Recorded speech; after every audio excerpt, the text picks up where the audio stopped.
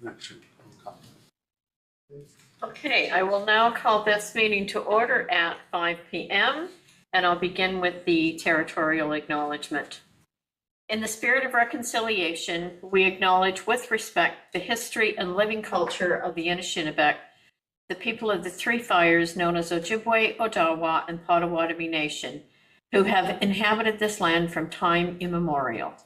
We recognize that these lands are the territories of the Chippewas of Saugeen and the Chippewas of Nawash, collectively known as the Saugeen Ojibwe Nation, the keepers of this land. Georgian Bluffs is located on lands encompassed by treaties 45.5, 67, 72, 82, and 93. We reflect on our role as treaty people and the need to live in respect and peace and show respect to the First Peoples who inhabit these lands and waters. Moving on, the recommendation is that the agenda be approved. Could I have a mover and a seconder, please? Councillor Winters and Councillor Day. Is there any discussion or any additions tonight? Seeing none, I will call the vote. All in favor? That is carried. Does any member have a pecuniary interest to declare? Seeing none, you may declare at any time if one should arise. Moving on to minutes of previous meetings, the recommendation is that the minutes contained herein be approved, and these are the minutes for Council on June 11th, 2025, and Special Council June 9th, 2025. Could I have a mover and a seconder, please? Deputy Mayor Pringle, Councillor Coburn. Is there any discussion? Seeing none, I will call the vote. All in favor? That is carried. Does any member wish to make an announcement? I do have an item. And this has to do with Canada Day yesterday. It was extremely well attended again. The weather was beautiful, the clouds lifted and it cleared just before we were set to start. Food was delicious. I was told by Heat Neat that they put out 260 plates and they were all gone. So I want to thank you to Jason and his staff for serving us once again. They did an awesome job. And I would like to thank all of staff who were involved in making this event such a success. Their work in setting up and tearing down, handing out flags, pins, and brochures. The ITFD were there with the fire truck, which is so popular with everyone. So it went so well, and it wouldn't have without all of the staff who were there doing that. And I spoke to people there who had been longtime residents, one gentleman who had moved to the area a month and a half ago and was so impressed with how friendly everyone was, and a group who were cycling through the area. So everybody was really impressed, and there were a lot of people there. And a thank you to MP Alex Ruff for joining us ahead of a busy day for him. He was leaving there and heading for Meaford and then going to Pike Bay, so he was traveling. And Emmett Nuttall was our flag raiser, so he put the flag up for us. So with everyone working together and celebrating together, it was a wonderful morning, and I'm told plans are starting for next year already, since it will be Georgian Bluff's 25th anniversary since amalgamation. So we can look forward to next year. So no other announcements. We are on to public hearings. The recommendation is that the regular meeting of council be recessed to hold a public meeting to consider draft official plan amendment number 11, OPA 11. Could I have a mover and a seconder, please? Councillor Coburn, Councillor Day. I'm taking, we're not going for discussion and calling the vote right away. We are turning this over to Rebecca. Go ahead. Thank you. And I just want to check to see, yes, David's on as well. Good evening, and thanks for having us tonight. I'll pass it over to David to give a brief introduction and get us going.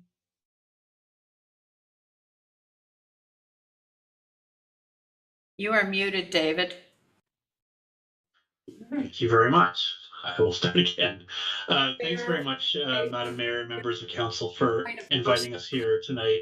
Oh, sorry. I'm sorry. Give me a minute. The audio is, I don't want you to get talking and then for us to tell you we couldn't hear anything. It's echoing, and I'm just wondering if our staff can have a moment to address that.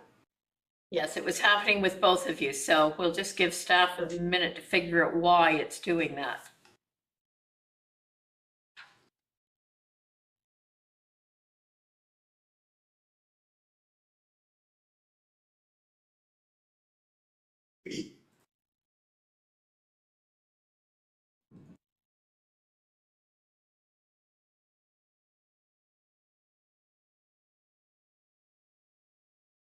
You want to do a test?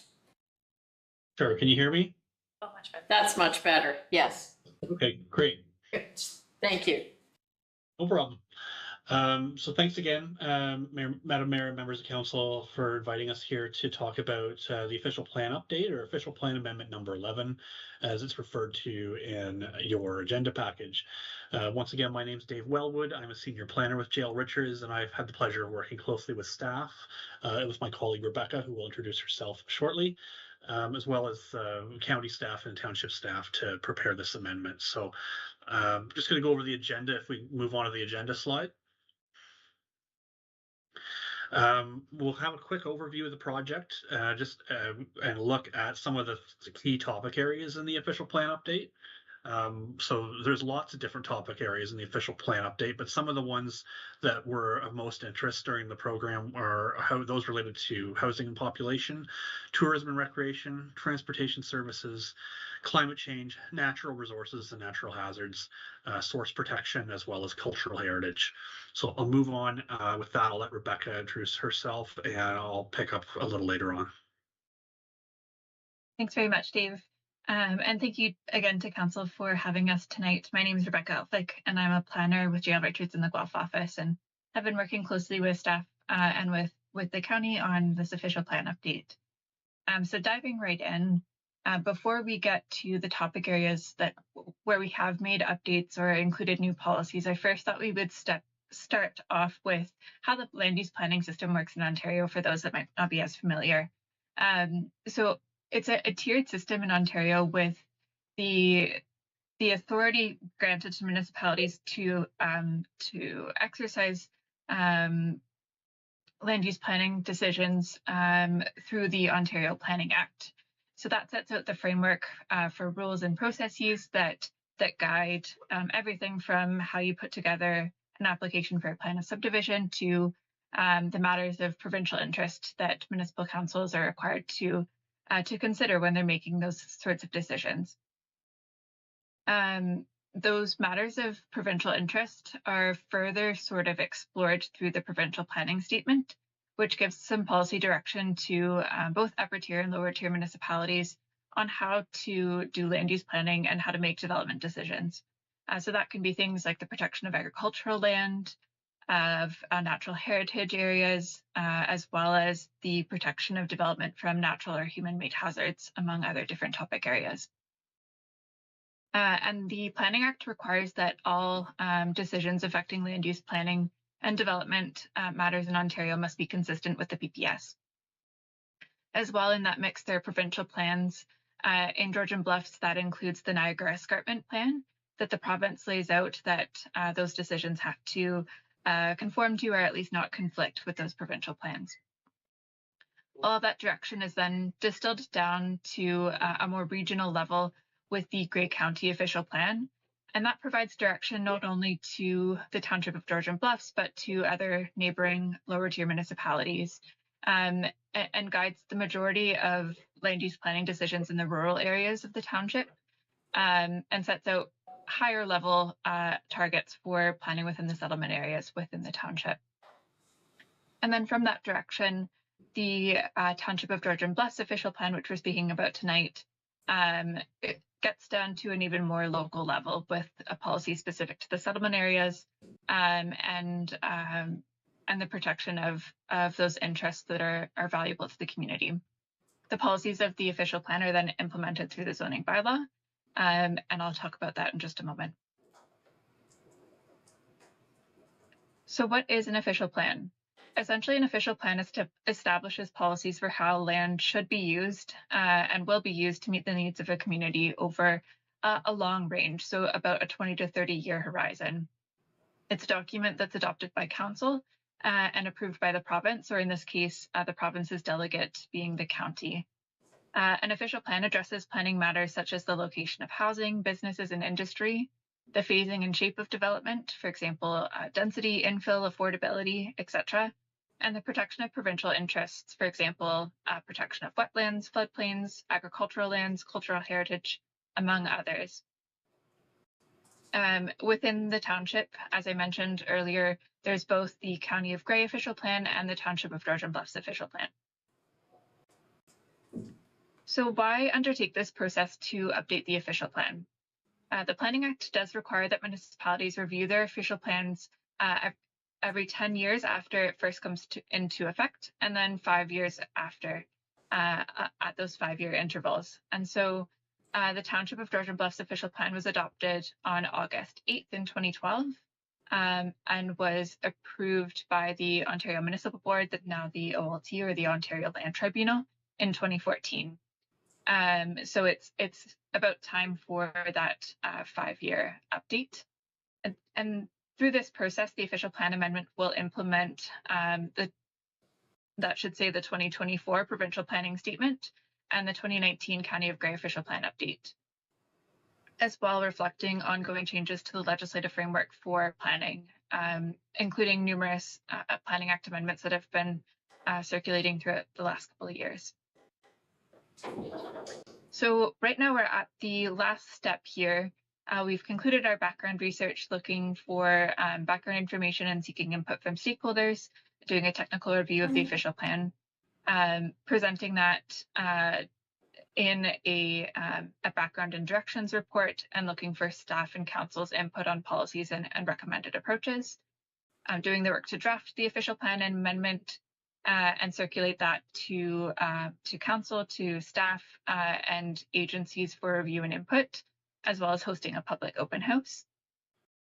And what we've been working on over the past couple of months have been revising this draft OPA, not only based on stakeholder feedback, but with the 2024 PPS coming into effect last fall, looking at where we needed to make minor tweaks and adjustments to policies to be able to be consistent with the PPS.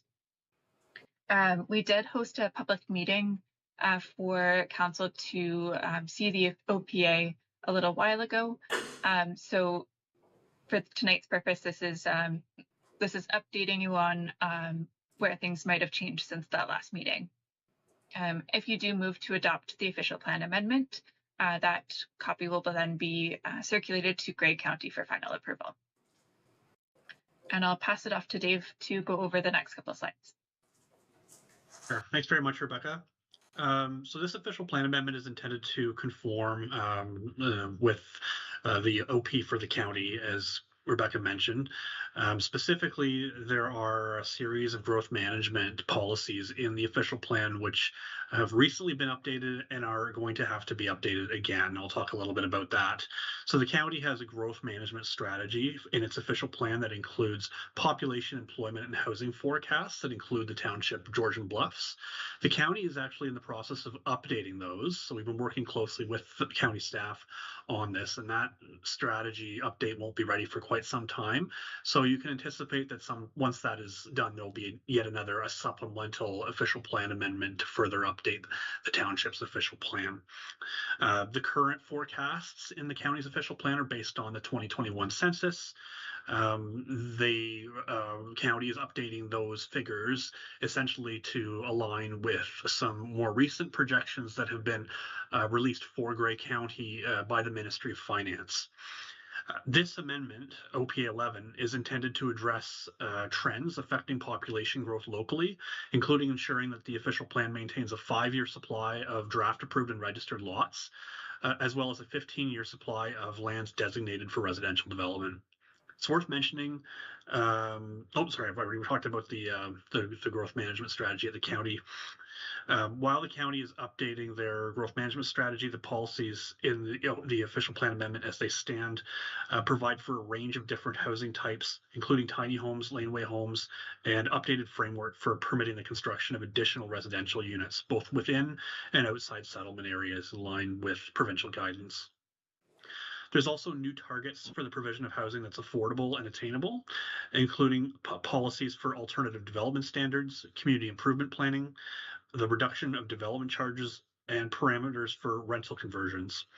There's also policies that are revised to permit social and special needs housing in areas that are in close proximity to essential services and supports. So move on to the next slide, please. Regarding tourism and recreation, the official plan contains some new policies to promote agritourism and on-farm diversified uses, as well as permitting value-added agricultural businesses in the rural areas and agricultural areas. This is in line with guidance from the province, from the Ministry of Agriculture, Food and Rural Affairs, and their permitted use guidelines for prime agricultural areas. There's also policies for recreation-based tourism, including some guidance for future development of short-term rental accommodations. And there's also a policy section on protecting dark skies to respond to a previous request at one of our council update meetings last year. Moving on to the next slide. There's also new policy guidance for the creation of licensed cannabis production facilities, including separation distances to sensitive uses.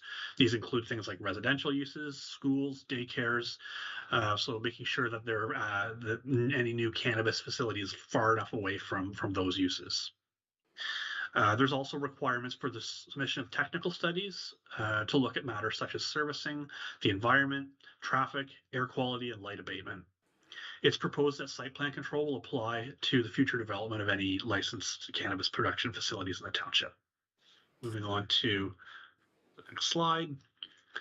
In regards to infrastructure and servicing, the policies for transportation have been updated to promote traffic calming and pedestrian safety improvements on township roads. This includes consideration for active transportation networks when the township's considering updating road infrastructure. OPA 11 also recognizes that full services are anticipated at some point in the future for East Linton within the 2046 planning horizon through the future extension of municipal wastewater and services. It's anticipated that East Linton will be considered a primary settlement area once full municipal sewer and water is available. And that's an example of something that we are taking a wait and see approach to see where the county lands with its population forecasts, just so we can get a better sense of determining what those needs might be. So lastly, the official plan requires low impact development standards when development's proposed in a significant groundwater recharge area. It also promotes the use of naturalized stormwater management that integrates with public open spaces. I'll turn it over to Rebecca for the next few slides. Thanks, Dave. Segueing into a new section of the official plan that's centered around planning for climate change, recognizing that there's an increase in heat wave events, in the volume and intensity of precipitation, and that will likely continue to become more dramatic as time progresses. So under the climate change umbrella, there's promotion for green infrastructure and natural asset planning, as well as an opportunity for developers to reduce their parkland dedication or cash in lieu, where sustainability features are used in new development. So that could be things like green roofs, renewable energy technologies, or water efficiency or conservation measures, tree planting, etc. There's also a commitment to a regular review of climate change projections to inform land use planning and infrastructure planning, and in particular, where stormwater management reports or other reports are considered to apply a climate change lens. In terms of dark sky protection, I know Dave mentioned this, but there is a new policy framework to reduce levels of light pollution. And this is something that came up quite a few times when we were engaging with the public as something that was really important to preserve the rural character. So that includes requirements for new development to include light abatement provisions or dark sky friendly lighting, recommendations for municipal lighting or engineering standards to incorporate dark sky protection practices, and an enabling policy for the future establishment, should Township Council wish to pursue that, of a light abatement bylaw.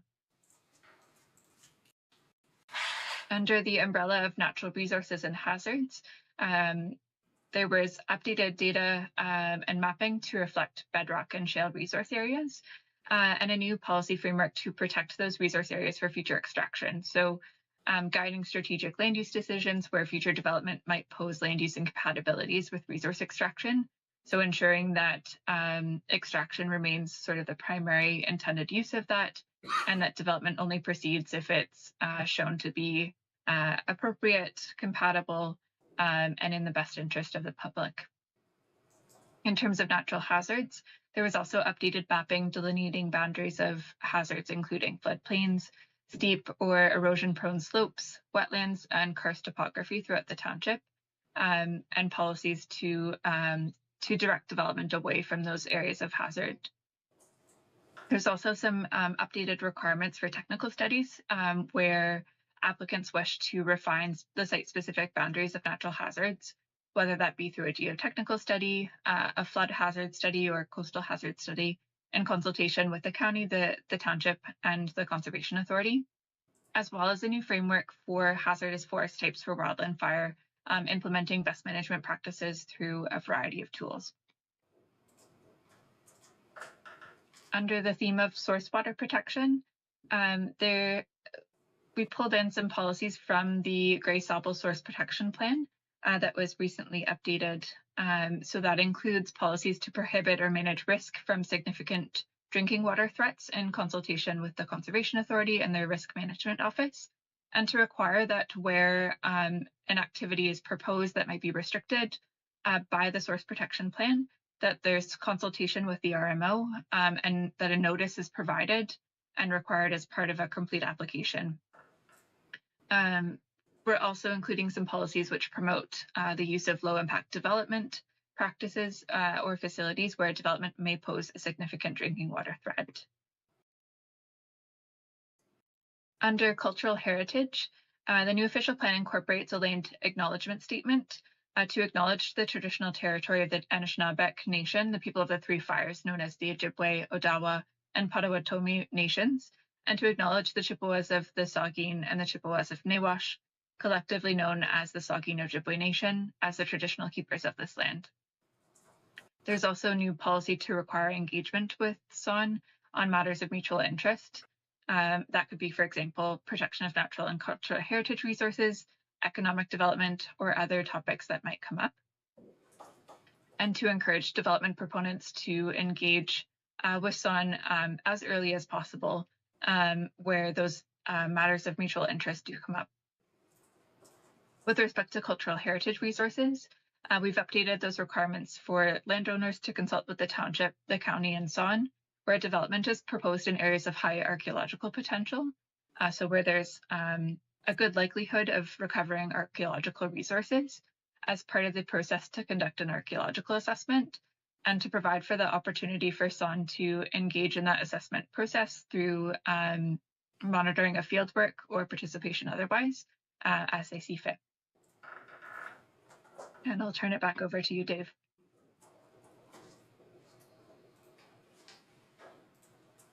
On mute again. So looking at the mapping for the official plan, there hasn't been actually a whole lot of changes. However, we have updated with the county's GIS department. We have updated the schedules, including all the inset schedules for the different settlement areas listed on the screen. With the new schedule is a transportation classification schedule that's also been prepared as well as part of the amendment. So those are all included as attachments to the draft official plan amendment. I'll move over to the next slide. So the purpose of this meeting is to give the public an opportunity to make representations for the proposed official plan amendment. So with that, I'm going to turn it back over to you, Madam Mayor, and to members of council, and then to the public for any comments or questions that might have come out of this meeting. Okay, thank you to both David and Rebecca for your presentation. And I understand no members of the public have registered with the clerk's office to provide comment on the draft official plan amendment. So does council have any questions regarding the proposed amendment? Councillor Coburn? I'm going to slide over here to one of the available microphones. Through you, Mayor Carleton, to our presenters, if I may, you made reference to public engagement. And I know that we're all concerned with that being more than just performative. We actually want to do an adequate public engagement. So I understand those steps have been taken, but my question is, how much of a response did you get from the public? And is it adequate for us to assume that all of their concerns or questions have been considered? Through you, Madam Mayor, thank you for the question.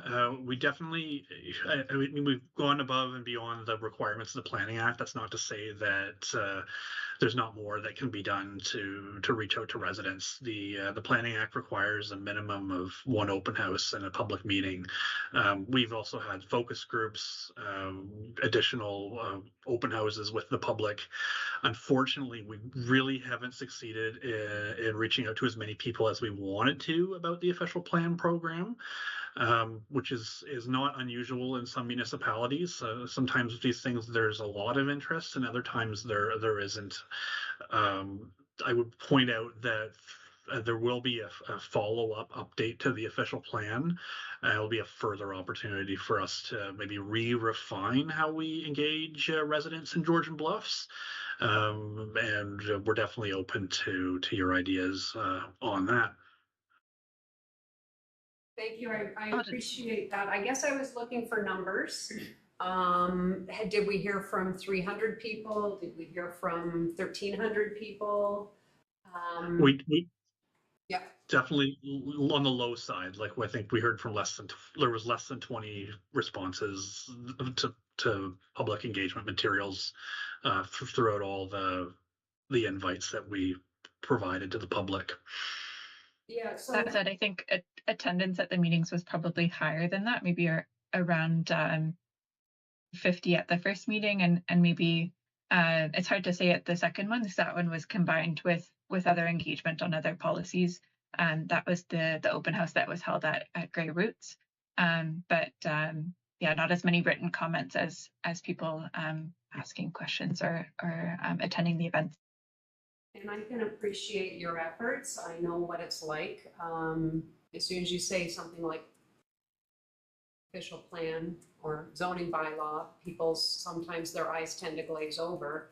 And we don't hear much at the front end, but then when it filters down to the zoning bylaws, then we hear a lot about what we should have done differently. So I just want to make very sure that we've done our due diligence in trying to engage the public and making them aware that this was happening.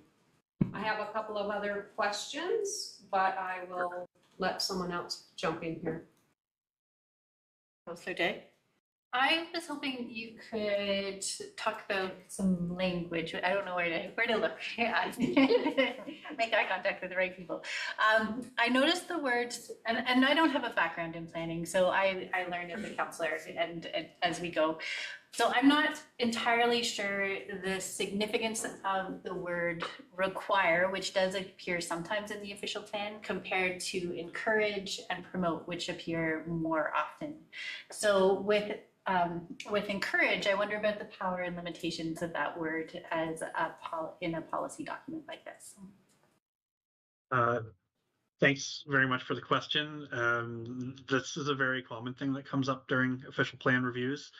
We can't, I would say most official plans have a mix of encourage, require, thou shall, or thou may, that you may type statements.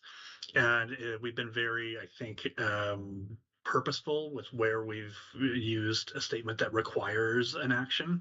And those are typically either areas where we've been directed by council to include a shall type policy or responding to best practices, or it's simply a matter of areas where we need to be consistent with provincial policy or conform with county policy. So there are certain requirements that absolutely have to be in the official plan. There's certain areas where that's just it. We'd like to encourage certain things, but we maybe don't have the tools to require it. So hopefully that answers some of your question.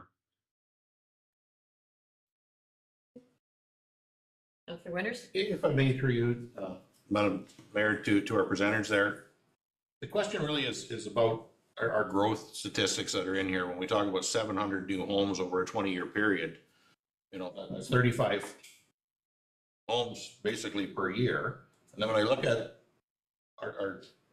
the word I'm looking for is our growth projections for primary settlement area is 10%.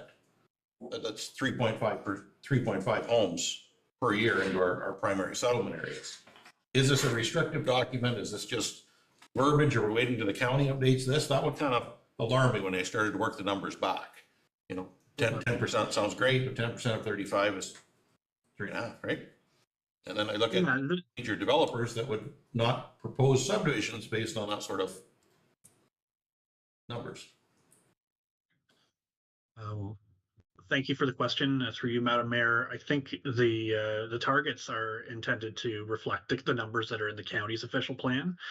And we do anticipate that those numbers are in the process of being revised up in terms of the growth capacity potential for some of the settlement areas. So what's there is in terms of the growth projections for Georgian Bluffs is, I would say, a placeholder for now until we have more certainty on which way the county is going with its growth projections.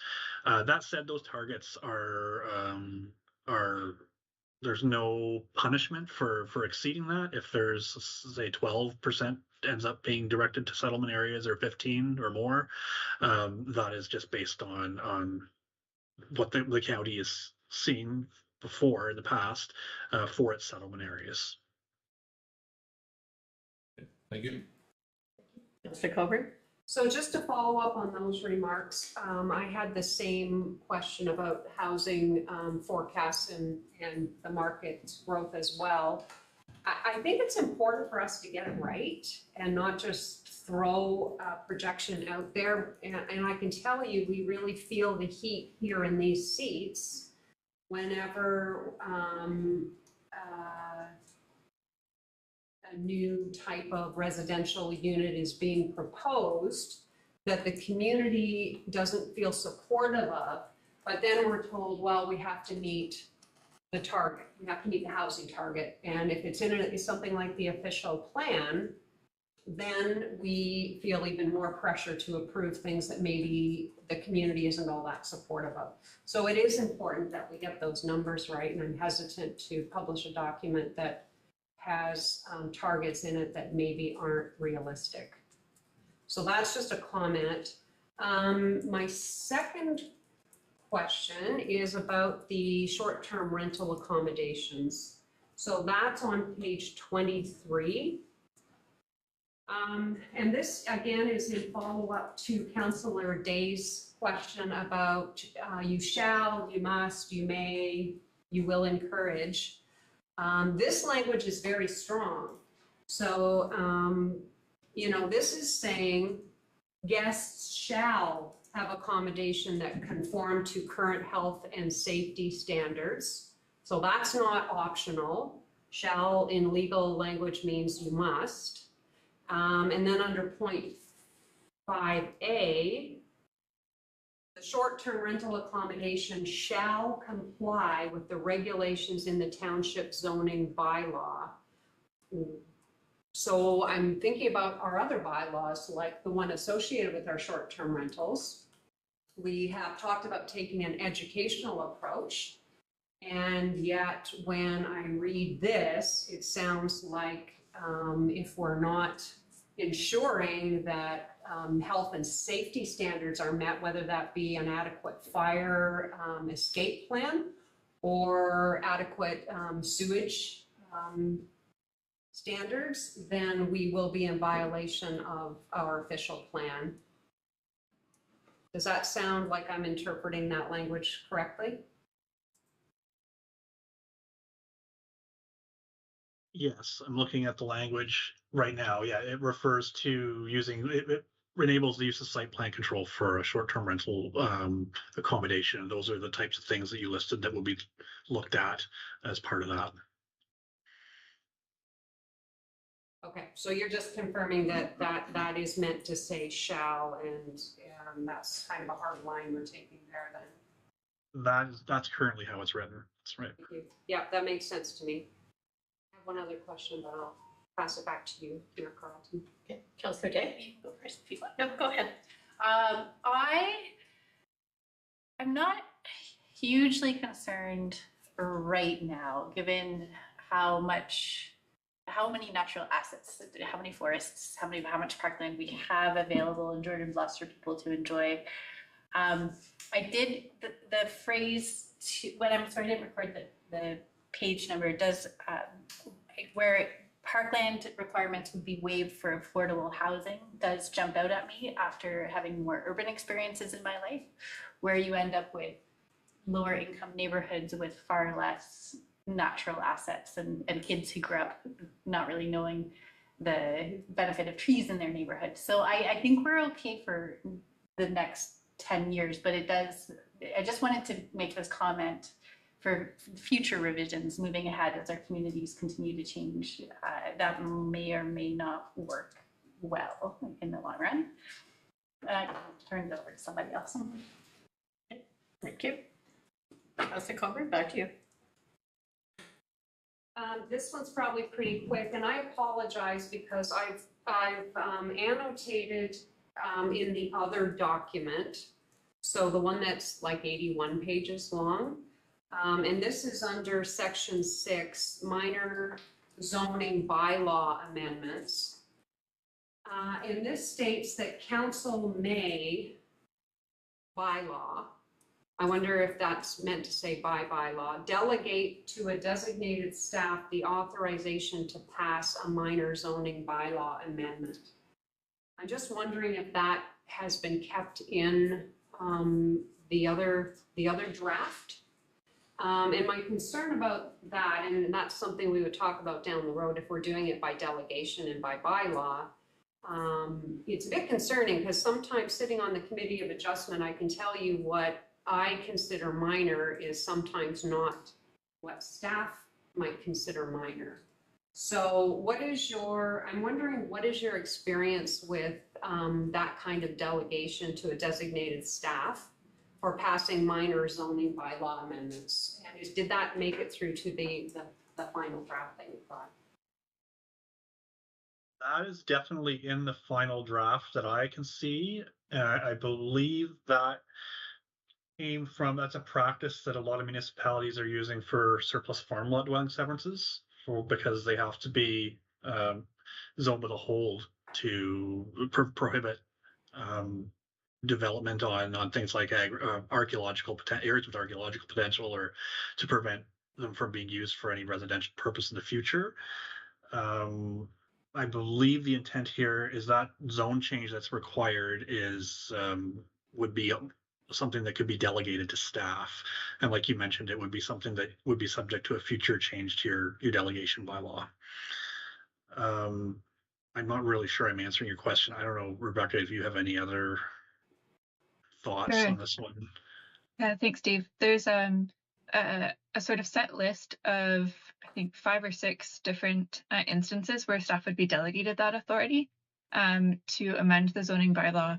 The first being the establishment of a new holding provision. So like what David mentioned, if there's an area of archaeological potential, but the proponent doesn't want to go ahead with an assessment right away, you can place a holding provision so that no development occurs on that parcel until those conditions have been met. To add a use that's permitted by this plan, so according to the land use designations, it would be in conformity, and staff would be able to include that use in the zoning bylaw. To remove an existing site-specific zoning bylaw exception where it would be reverting back to the parent zone, so to remove any of those site-specific provisions. To prohibit development of a single detached dwelling on a retained agricultural parcel as a result of a farm dwelling severance. And to recognize a reduced lot area as part of a surplus farm dwelling severance approved through a consent application, and then as well temporary use bylaws in accordance with the plan. So there's rather than focused on minor variance applications, there's a set sort of parameters on what types of minor amendments to the zoning bylaw that staff would be permitted should council decide to delegate that authority. Thank you. No real question for the team that we're working on this. I know it's been a big project, it's a lot of work. I just want to say I appreciate the work you put into this and the effort, and great questions by council here for sure. And I always take I guess I kind of take it with a grain of salt. Everything can be changed and needs to be changed, and things do change. So I kind of, it's always a kind of a wait and see how things turn out with it all. But there's a lot of things in there that can be sticklers, but we'll see where it goes. So that's just had a comment. Appreciate the job that they've done. Thank you. Councillor Day? On page 61, it talks about fish habitat, which is really nice to see. I was curious, with threatened species habitat, there's language that requires threatened species habitat to be assessed by a trained professional, but that same language isn't, unless I missed it, isn't there for assessing whether or not fish habitat is present. So I was just wondering if that was an omission that needs to be corrected, or if there was an intention behind that language. I'm just having a look at the official plan. Trying to see what we've proposed changing on fish habitat.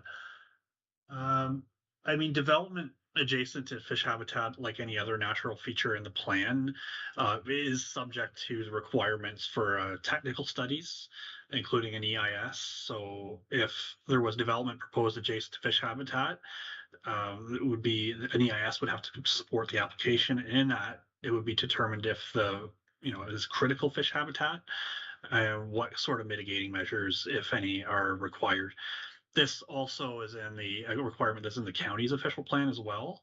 And so the policies that are here are intended to align with those policies in the county's official plan on fish habitat, as well as a range of other natural heritage features. And just to follow up, in both of those instances, it would be the expectation that that EIS would be prepared by a qualified professional, regardless of the type of natural feature that was present. Thank you. Councillor Cocker?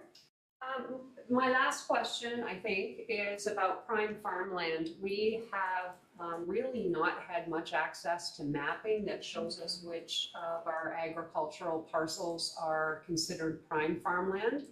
Is that something that we are anticipating the county is going to provide for us? Or I often find it difficult to make decisions about zoning matters and whatnot without having access to that information. So maybe that's a question for Mr. Benner, I'm not sure, but where will we and when will we see mapping for our area for prime agricultural land? Those determinations have been made through the county's official plan. So if you use the public GIS website for the County of Grey and you zoom in and put on the agriculture layer, you'll see which properties have been included in their assessment of what a prime agricultural area is. So I'm not entirely sure. I don't know if maybe Michael knows, or it's a question for the county, when they made that determination or the methodology they used.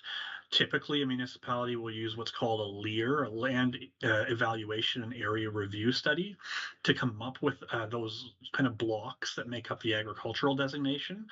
And that is representative of what the county considers its prime agricultural area, including for Georgian Bluffs.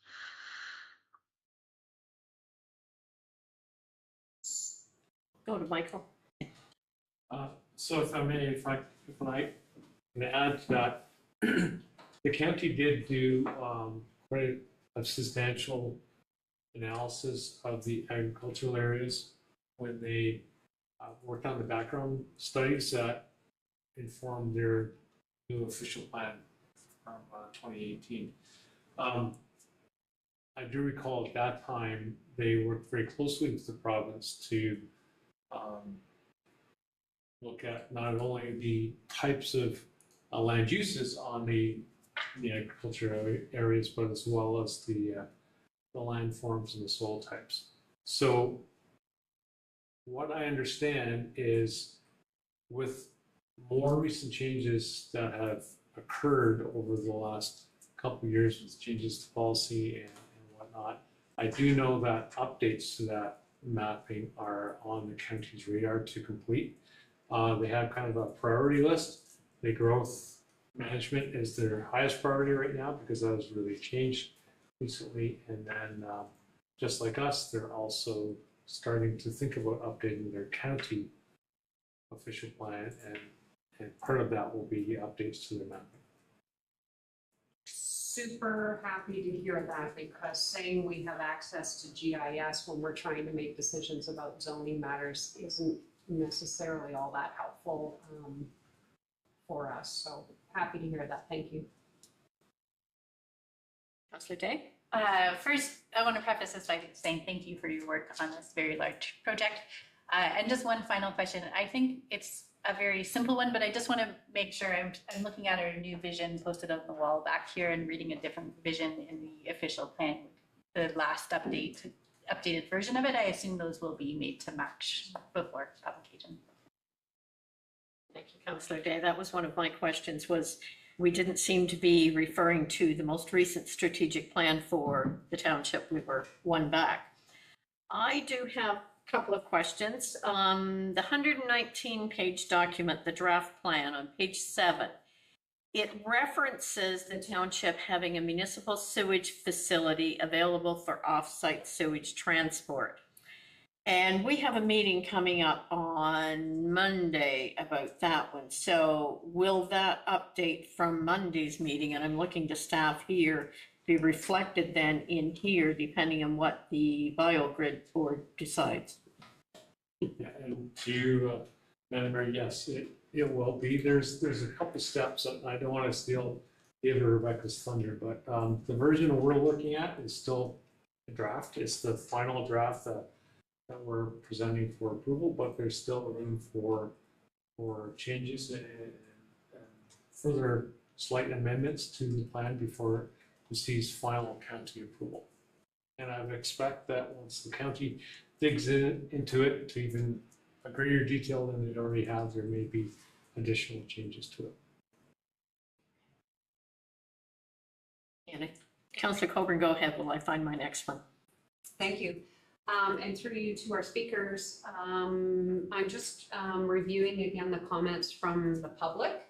I'm wondering about the one in regards to protecting the Niagara Escarpment area from off-road vehicles. I wonder if the new iteration of ROP has tried to tackle that issue, or did it remain the same for that? I see Trying to find a reference. Yes, sorry, I see you've made reference to policies for settlement areas only. Unfortunately, the Niagara Escarpment area is kind of outside the jurisdiction of the official plan for the most part. So there could be policies could encourage those sorts of things on NEP lands, but that would be something that would need to be built into the Niagara Escarpment plan. I think, yeah, and I think it's there. I just wondered if it would be reflective at all in our official plan. Thank you. The next item I have is on page 26, where we're getting into historical, cultural, architectural, and archaeological assets of township. And the last part of that says, and where appropriate, acquired. At this point, I don't think the township has ever had a policy of acquiring any of these historical assets. And I'm wondering if we're setting a new direction in this official plan to do that. Or am I misunderstanding that? I just need to try to locate the policy in question. Rebecca, feel free to race me there if you can find 2.9.1, the goal. one. Okay. Being encouraged. So that was a goal in the current official plan. We didn't end up proposing any changes to it. I think the goal is if there's some sort of asset, archaeological feature or cultural heritage feature that you discover in the township, and it becomes maybe there's a risk that owner is going to destroy the feature and the township feels strongly about it. It just reiterates that it's within your purview to pursue acquisition of that. I'm thinking, for example, in North Bay, there's the Dion Quince quintuplets house that was really famous, and the city was worried that it was going to be that the owner wasn't taking care of it, and the city ended up purchasing that asset so it could be protected. So that's kind of the example, one of the examples of where that might come in handy. But it is a goal statement. It doesn't require any action on your part. Okay, thank you for that explanation. And on page 27 then, so this would be, has to do with promote the restoration and enhancement of the rural village character of Shallow Lake by improving pedestrian accessibility along Main Street and linking public park areas. So are we talking the true Main Street? Because there is a street in Shallow Lake called Main Street, and it is not the highway that runs through. So I want to be clear that which one are we improving pedestrian accessibility on? And maybe staff here can look at that when it's on page 27 of the report. Yeah, I'm looking at that as well. That seems to also be something that's in the current official plan, and we're happy to look at any wording changes if staff and council feel that there's we're referring to the wrong road or something like that. Yeah, I think we want to be clear as to exactly which road we're referring to there, because if we're thinking along Highway 6, then we're Sir John Crescent and Princess Street is what we would be changing that to, and not Main Street, which is one of the back streets. So Michael, I'm wondering if we can leave that one with you to make sure that one gets clarified as to exactly where we're. Okay.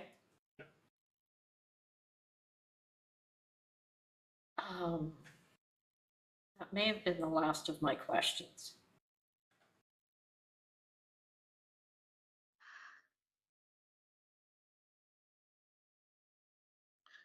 I just noticed that there was one slide. I got a little excited and I forgot to do the last slide, but we've kind of already covered it. So if you want to rotate on the screen, just so that it's on the screen, it's just the sort of the next steps.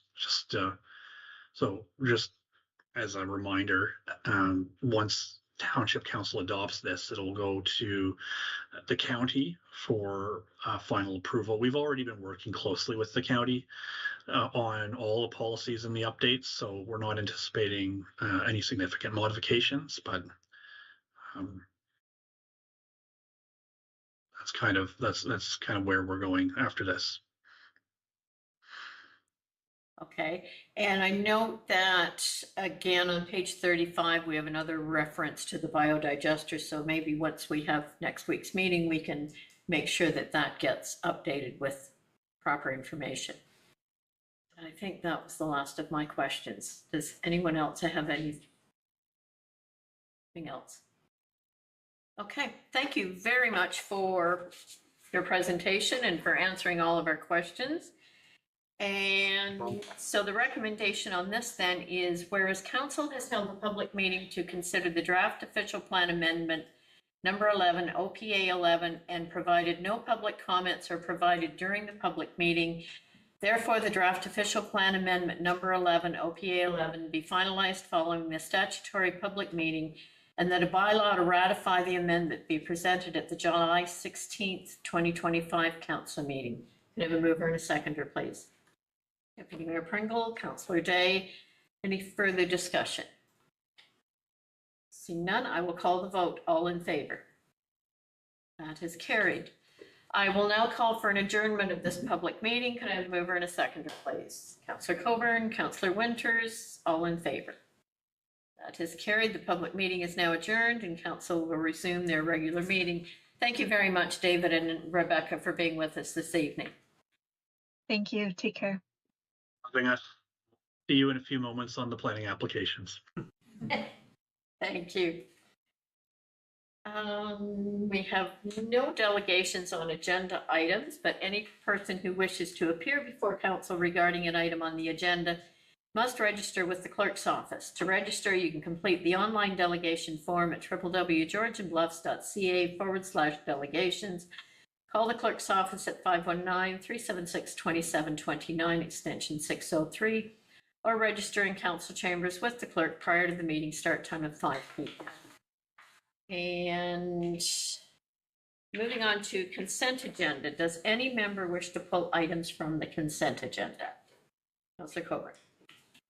Could we pull please 9.1.2 funding streams? That's based on a letter, and I just wondered if staff had any comment on that in terms of the relevance for us.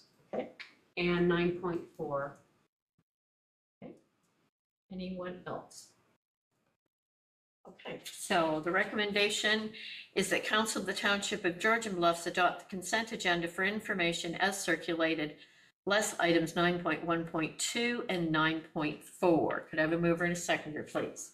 Deputy Mayor Pringle, Councillor Winters. I will call the vote. All in favor? That is carried.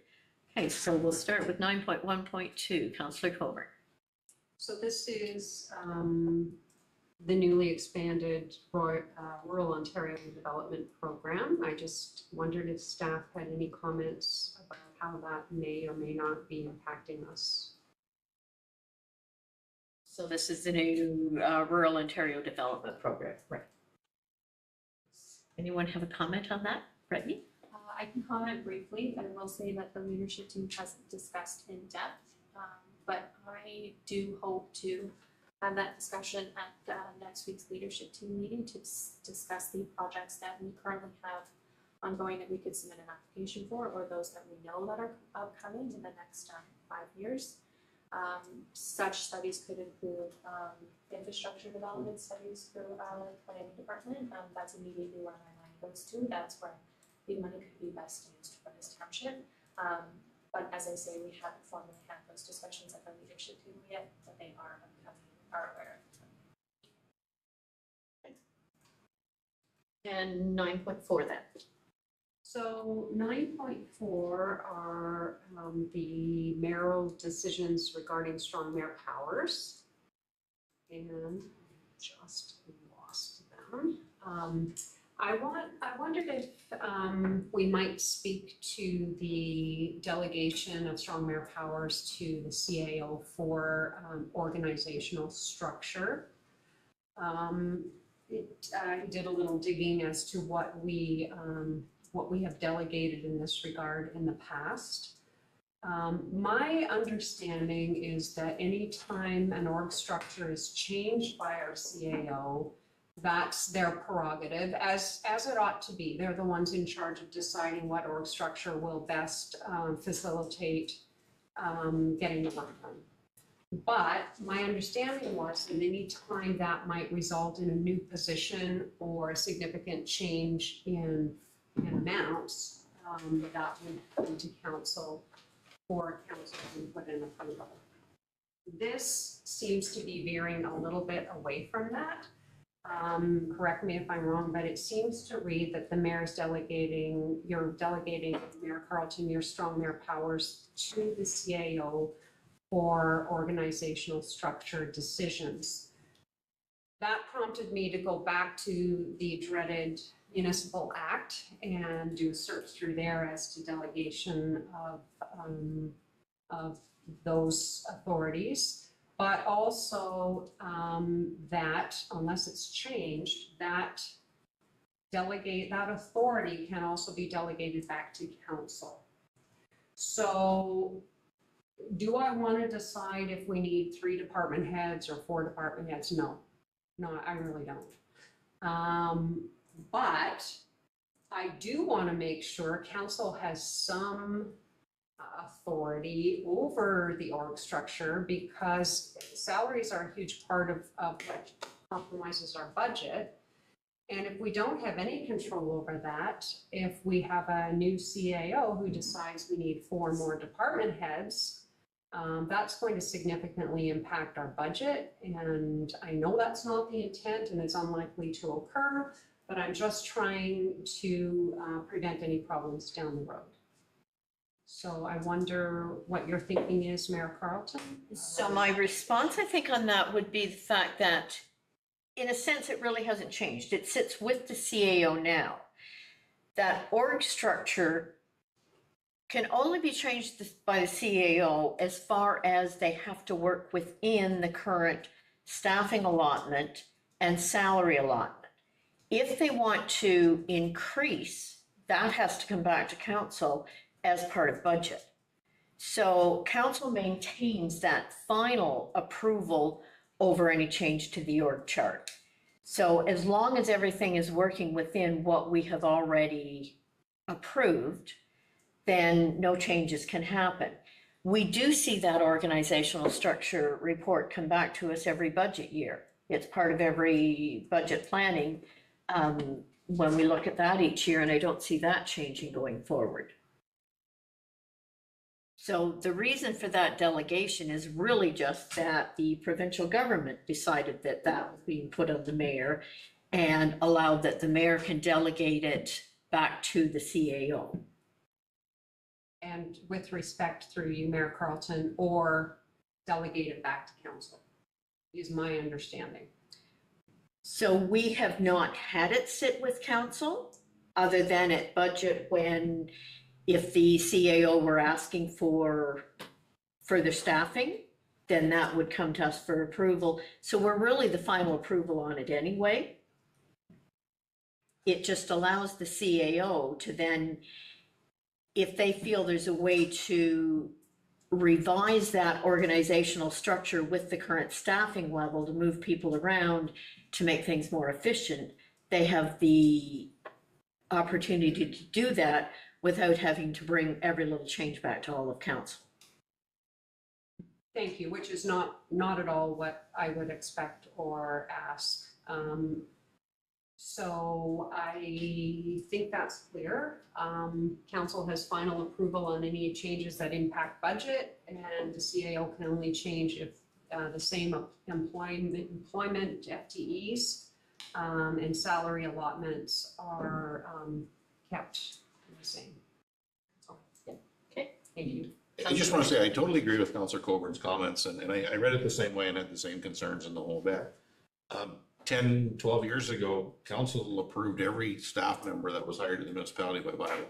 So there was always that, here's what's going on within the structure, here's where it is. And somewhere that has been delegated, and there's been some change in it.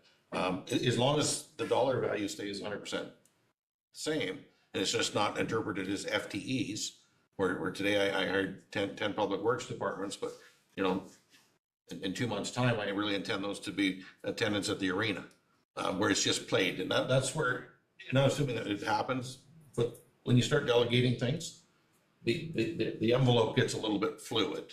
And you know, as council members, we have to be cautious of that and make sure that that dollar value stays what it was approved by council. So there are still certain positions within the township, chief building official, the clerk, and finance, that need to be appointed by bylaw.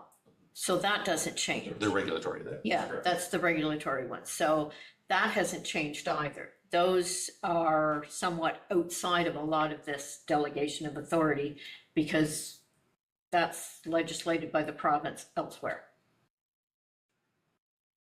Go ahead. Thank you. It's clearer to me now. I feel somewhat reassured, not entirely. Title changes to staff members. So that doesn't necessarily mean a different rate of pay.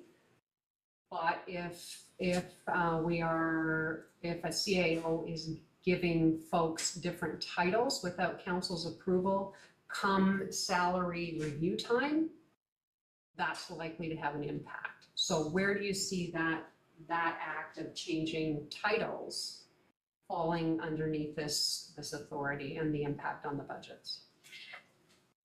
Where I would see that is that the CAO, to make those change, would have to be consulting with the mayor.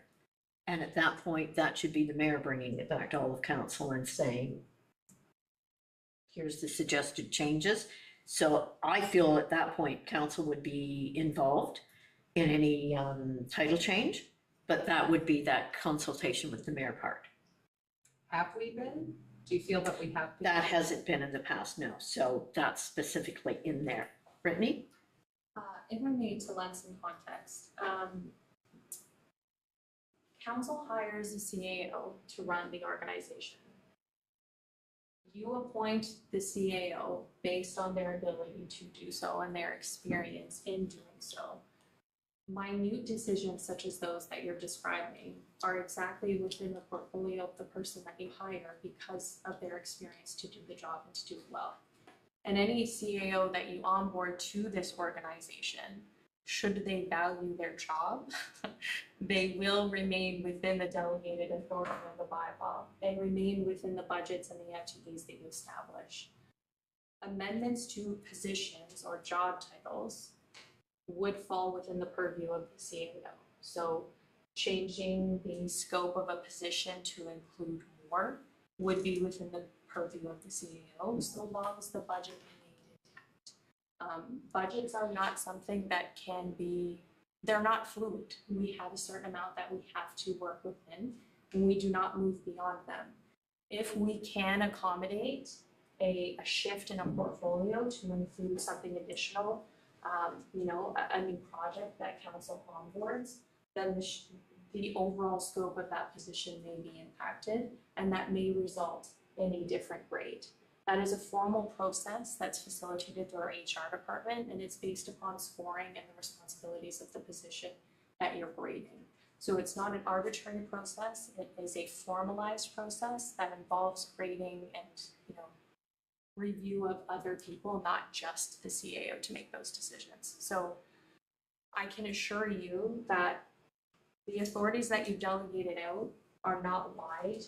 They're not something that we can just, quote, run with to make changes as we see fit. I can't just go and hire another director tomorrow because I don't have the budget, because you established the budget and you established the FTEs. So all of that to say, I hope that's given you some reassurance. The boundaries are tight and we stay within them. I appreciate your comments. I appreciate your perspective.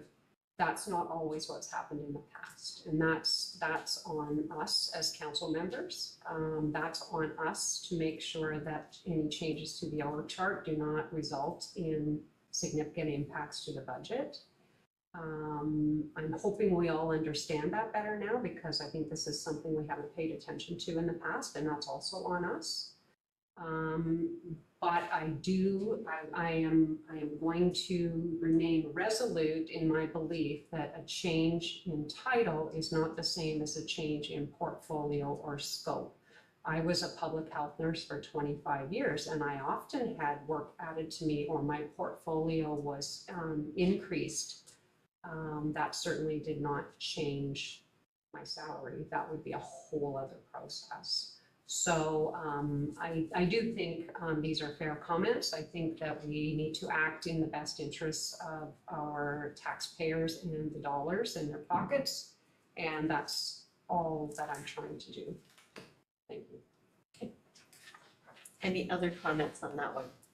Okay, I think I need to backtrack to 9.1.2. We need a motion to actually accept that for information. Councillor Coburn? Seconder? Councillor Winters? Any further discussion on that one? Call the vote. All in favor? That is carried. And then 9.4. What is the actual motion on that one? Looking at the clerk. Same thing, receive for information. Okay, so I have a mover and a seconder. Deputy Mayor Pringle, seconder. Councillor Day. Any further discussion? I will call the vote. All in favor. That is carried. Okay. Next item on the agenda. Committee reports 11.1.1. Recommendation is that the minutes of the Committee of the Whole meeting held on June 18th, 2025 be adopted, including recommendations COW 2025-030 to COW 2025-032, and that all actions contained therein be approved. Could I have a mover and a seconder, please? Councillor Winters, Councillor Shouldice. Is there any discussion on any of those items? Councillor Coburn? I would like us to have, if I may, a discussion on 11.2.1, the IC report. Am I pulling that for discussion or how? That's under information reports, so we're back at the one before Oh, that. sorry, I thought That's we were okay. doing reports in general. No. Gotcha, my That's, apologies. that's okay. I will call the vote then on that one. All in favor? That is carried. So then moving on to the information reports. The recommendation is that all information reports contained herein be received. But first I'll ask, does anyone want to pull one of those reports? Okay. 11.2.1, please. So maybe what we'll do is, I'll call the vote on the other two, the organizational structure and the community sport and infrastructure funding. Before we do that, if I may, just sorry to interject here, but Go ahead. previously, whether that was 6 months ago, a year ago, I thought we as council agreed that reports would be spoken to by the author that were done for information. We wouldn't just pass reports that were blended into an agenda. If they were authored by a staff member, the staff member would address those individually. And I kind of wish we would do that again. Not blend them into our reports like this. Okay, so do we want to pull each of those reports separate so we discuss them individually? That would be my preference. Okay. I'm looking at the clerk for how you want us to handle this. Through you, Mayor Carlton, yes, you can, they can each individually be pulled for discussion. You may recall just some commentary on the structure that you see now. This was done with your most recent procedure bylaw update. These reports used to appear on the consent agenda, and council did have some concerns with them being included on the consent. And so within that procedure bylaw, we then brought them down into the very own heading under staff reports and the information reports that you see here. So some of these informational reports may be included in your staff may not necessarily have comment on, such as Principals Integrity's periodic report. Council is always welcome to pull that, for discussion, but something like that staff couldn't technically present for your information. And the other reports that are contained within here are put in there because staff don't necessarily have any additional context to add beyond what is in the report, and because a council decision isn't required for meeting efficiency, they were just included on one information consent. But of course, they can always be pulled if council does have any clarifying questions to ask. So I just wanted to provide that context. But to answer your question, they can all be pulled individually and received for information. Do you need a motion for us to pull them all individually? Through you, Mayor Carlton, I think at this point it would be okay if they each individually had a mover and a seconder to receive for information, and we move through them one by one. Thank you. That was where I wanted to go with it. So 11.2.1, the recommendation will be that the information contained herein be received. So I need a mover and a seconder to put down the floor. Councillor Coburn, Deputy Mayor Pringle, and Councillor Coburn, you wanted to speak to that one? Yeah, I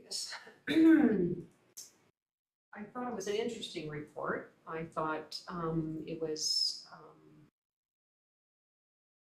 a little vague in places, but trying to read between the lines was interesting.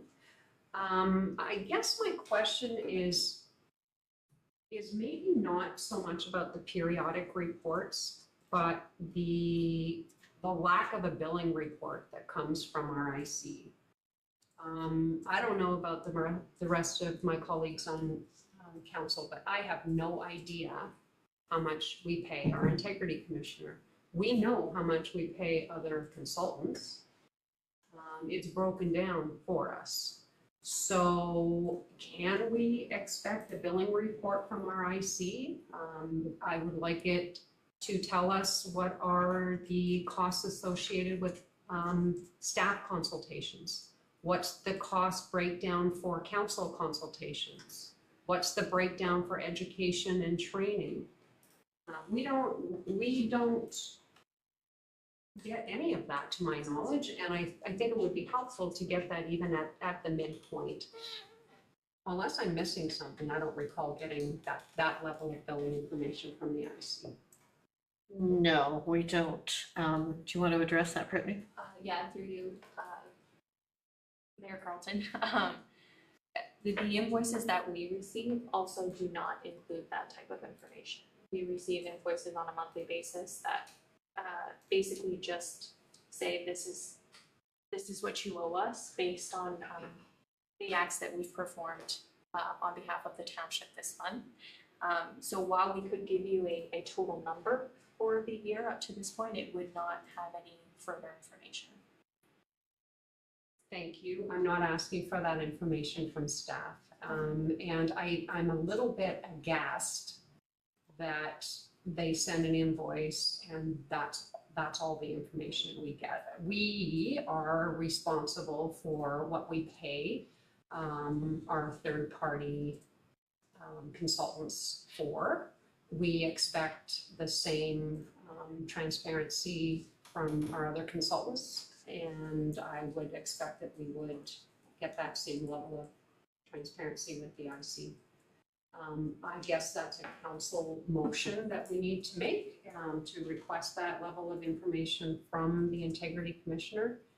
And if we're happy to make that motion and approve it now, that's great. If not, I can jump through the hoops and present it as a notice of motion and bring it back to council at a later date. So I will comment as the one who signs for these.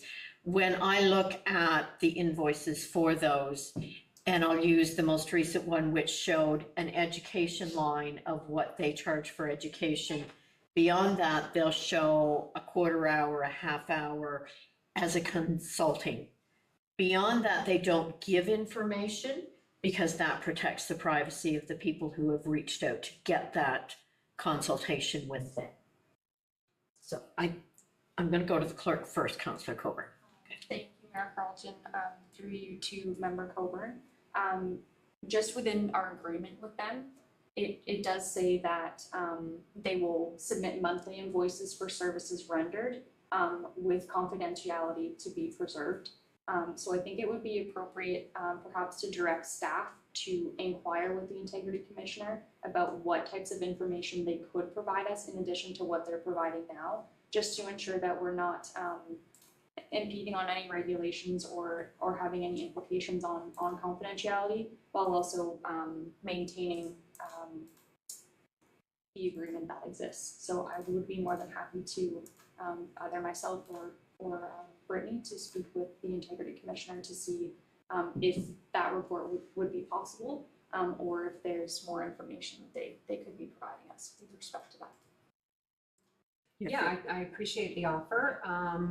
I would never ask for information that would violate confidentiality. That would be obtuse. That should go without saying. So clearly they're the experts in confidentiality. They are going to maintain that as their own procedures. I'm just looking for information for how often they're being asked for consults, even as to what the general nature of them are, and staff versus council. If we see common themes, then perhaps it would be cheaper to have some training around a particular question. That might be a more efficient use of our taxpayers' dollars than not trying to connect the dots a little bit here. So I'm going to turn to staff as well. Can you take that as direction, or do you need a motion to give that direction? Through Mayor Carlton, I think it would be appropriate to have some direction to have that discussion with Principals Integrity, and we will report back, or they will report back on that conversation. Okay. So a motion to give direction for staff to reach out to Principals Integrity. So I will look for a mover and a seconder for that. Councillor Coburn, Deputy Mayor Pringle. Any further discussion? Seeing none, I will call the vote. All in favor? And that is carried. So we did have a motion already on the floor to receive that for information. We still need to call the vote on that. Okay, so on that original motion as amended, I will call the vote. All in favor? That is carried. Okay. Next item, 11.2.2, the organizational structure. And where am I going on that one? You can come to me. Thank you. Following the notice of motion or notice of discussions that were provided at the June 18th committee of the whole meeting, I authored this report and the following report to provide some context for the discussions this evening. I'm happy to answer any questions. Okay, so first, then I probably should have that we're going to receive this for information on the floor. My apologies. So I will go to this side for mover and seconder, Councillor Day, Councillor Winters, and any further questions on this one? Councillor Coburn. Thank you, and through you to our acting CAO. I'm always interested in titles and what they might mean. We have a couple of directors and one vacancy, is my understanding. When I look at other org structures in similar organizations, they also list their fire chief as a director level, as they do for their treasurer, which is sometimes called a director of finance. So is it fair to assume that we have kind of an additional 2 staff members at that level that just aren't being called directors for the sake of our org chart? I know in the past we have had a director of finance, and I don't believe our current treasurer, I don't know this, but maybe she's doing a different job than when it was called director of finance. But I'm just wondering, ought we to be considering those 2 positions as director level as well, or what's the difference? If I may. That's a tough one to answer, if I'm being honest. I do think that the scope of responsibility that's associated with both roles would be similar to a director level position. As a small township, I think in the past, we've heard comments from previous terms of council that the organizational structure felt, quote, top heavy. And we've really tried to use our resources in the best way that we possibly can. And this organizational structure was our previous CEO's version of what that looked like. I do suggest that I think this organizational structure has been working well. As far as remuneration goes, some positions are compensated at the director levels, others aren't, without giving too much information away. I think just in summary, this is our best option at not having a quote top heavy organization. I appreciate those comments, but if we have people operating at that level and we just juggle our org chart around to make it look like they're not, and then we don't appear too top heavy, that feels a little bit like the shell game where you've got to keep your eye on the ball. So I don't know if I'm misinterpreting that or if this is a discussion for another day, but yeah, I don't think I have anything more to add. Thank you. Any other comments, Councillor Winters? And I appreciate all the comments that are out there as well, but I mean, I wanted to discuss it just more as a council, because rest assured that in the next 6 months, this is coming back to us whenever the CAO position's been filled. And they will go, this isn't correct, we need to do this, this, and this, and we're gonna be faced with a budget implication. And not disrespect to any staff or anything, but you agree to the flavor of the day that said, this is what we need, this makes sense, we do it, but we back ourselves in a corner because now change costs, and we're gonna be paying. And then when I look at this, and I read it, and I digest it, and I do it again, exactly like Councillor Coburn said, there are things in here that are optical, that aren't correct, but in 6 months' time, we're gonna be having a conversation with a new management team saying, heads up, this isn't working, this is what I see, this is an enhancement to your budget, you're gonna pay. And I, as council, we take some responsibility to that, because it is coming, trust me. I can feel it, I can see it in here. All good comments. Any other comments or questions? So we are receiving this for information. I will call the vote. All in favor? That is carried. Same thing on the next one.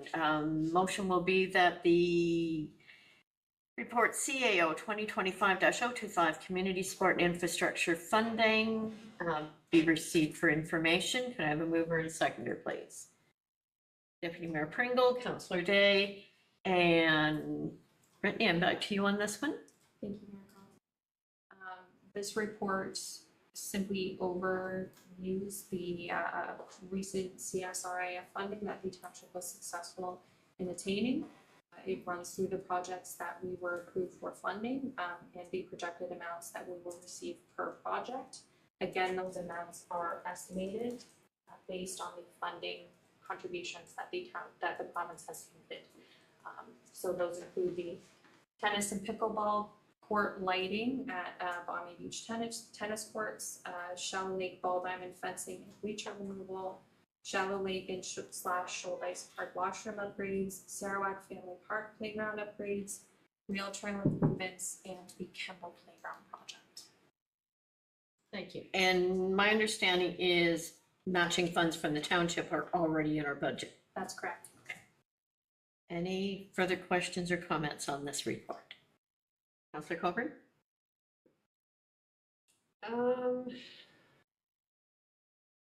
I am gonna sound like a broken record, so apologies, but I still feel a bit dismayed at how this process happened. I have largely felt in the dark about this, an application process.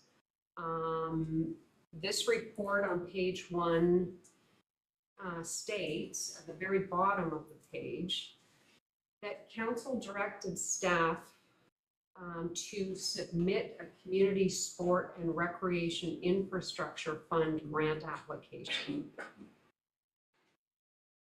My recollection is we heard that this had been submitted after the fact. I don't have a problem with any of these items. I ran for election based on accessible recreation for all ages. You all know how I feel about recreation and how important it is, but I don't like how this process unfolded. I have felt like we put the cart before the horse. And no harshness directed at any current staff. But I do feel like we needed to have more conversation about that and specific amounts and specific projects so that we weren't surprised by that when it came out. So having said that, I do have a couple of questions. The amounts that we have listed here, acting CAO, are they before or after the amounts are taken off to pay the company that does the application for us? Is this what's left over? Or does that have to be taken out of each of those allotments yet? Go ahead, Sam. So through you, in developing the business requests, we were envisioning what that is, and I forget the exact percentage that they take. The grant match only takes up, sorry, is that 10? Okay, thank you. I hit 5 in my mind, so thank you. They do take only the 10% of what we are successful on achieving. So that was interpreted and planned for with our initial budget requests. Staff have the delegated authority to apply for grant programs as they come available, but you have to approve the program before we can even apply. Yeah, with respect, I don't recall doing that. I don't recall having input into what we were actually going to be applying for. So If I can just interrupt there. My understanding, and I distinctly remember at our, one of our budget sessions last year, that direction was given to staff with the listing of what all we were looking for funding for. So council at that session gave that direction. We did, but not for the Campbell Playground project. That came after the fact. So I don't know that I want to dicker about that. But I think that process could be more collaborative going forward and council being provided with maybe more specifics. I'm wondering if we have, through you, Mayor Carlton, again to our treasurer, have we done any figuring as to how this might impact our asset management plan? With the new playground, now we have to budget for future maintenance, replacement, repairs. That's going to have an impact on our asset management plan. That's one question that I have. And the other one is, how much of our parks and rec reserves are left over now if we go through with all of the items on this list? So through you, a couple of projects that are more of a repair nature. Once the repairs are done, those will enhance your conditions that you have on those existing projects. You are correct, when it is a new project, that is something that we will have to incorporate into future iterations of the asset management plans, as asset management plans are only based on what you currently have. So the introduction of any new assets do play a role in that. It has not been incorporated into an asset management plan at this time, as the asset does not exist. So we can't evaluate sometimes those future replacement costs that may be associated with that new asset. As for the reserve comments, if you can just bear with me for a moment. Thank you. While you're looking for that, I'll go to Councillor Shouldice. Sure, thanks, Mayor Carlton. This one will go probably to our acting CAO, I think. I'm really happy to see Chalet getting some new diamond or some new fencing and bleachers to their diamonds. It's certainly a well-loved diamond that's showing its age. I just want to know, when is that going to start taking place? When can we expect that to start for new fences and new bleachers there? Thank you, Mayor Carlton, and through you. A lot of this work is contingent upon creation of RFTs for completion of the construction works, both with the playground upgrades, the rail trail improvements. Everything is subject to RFT and formal quotation processes. I intend to undertake that over the course of this summer, so council can ratify or award those quotes and tenders this fall. So it will be some time yet.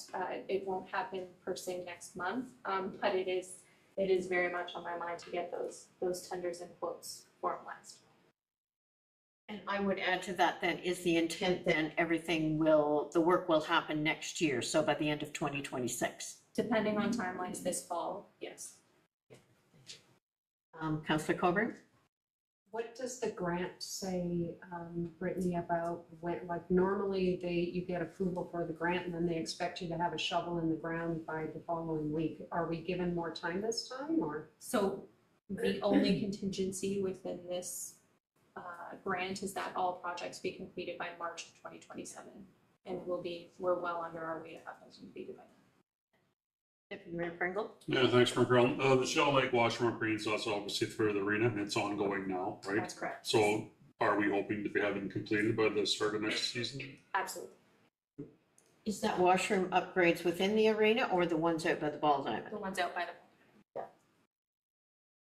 Sam, do you have a total? So through you, as part of our 2025 budget, we had, for the purposes of these projects, because we didn't know if we were going to be successful in our grant application or not, you had $1.1 million held as against a hold on your Parks Reserve for it, which if we were unsuccessful would have taken the Parks Reserve down to $79,300.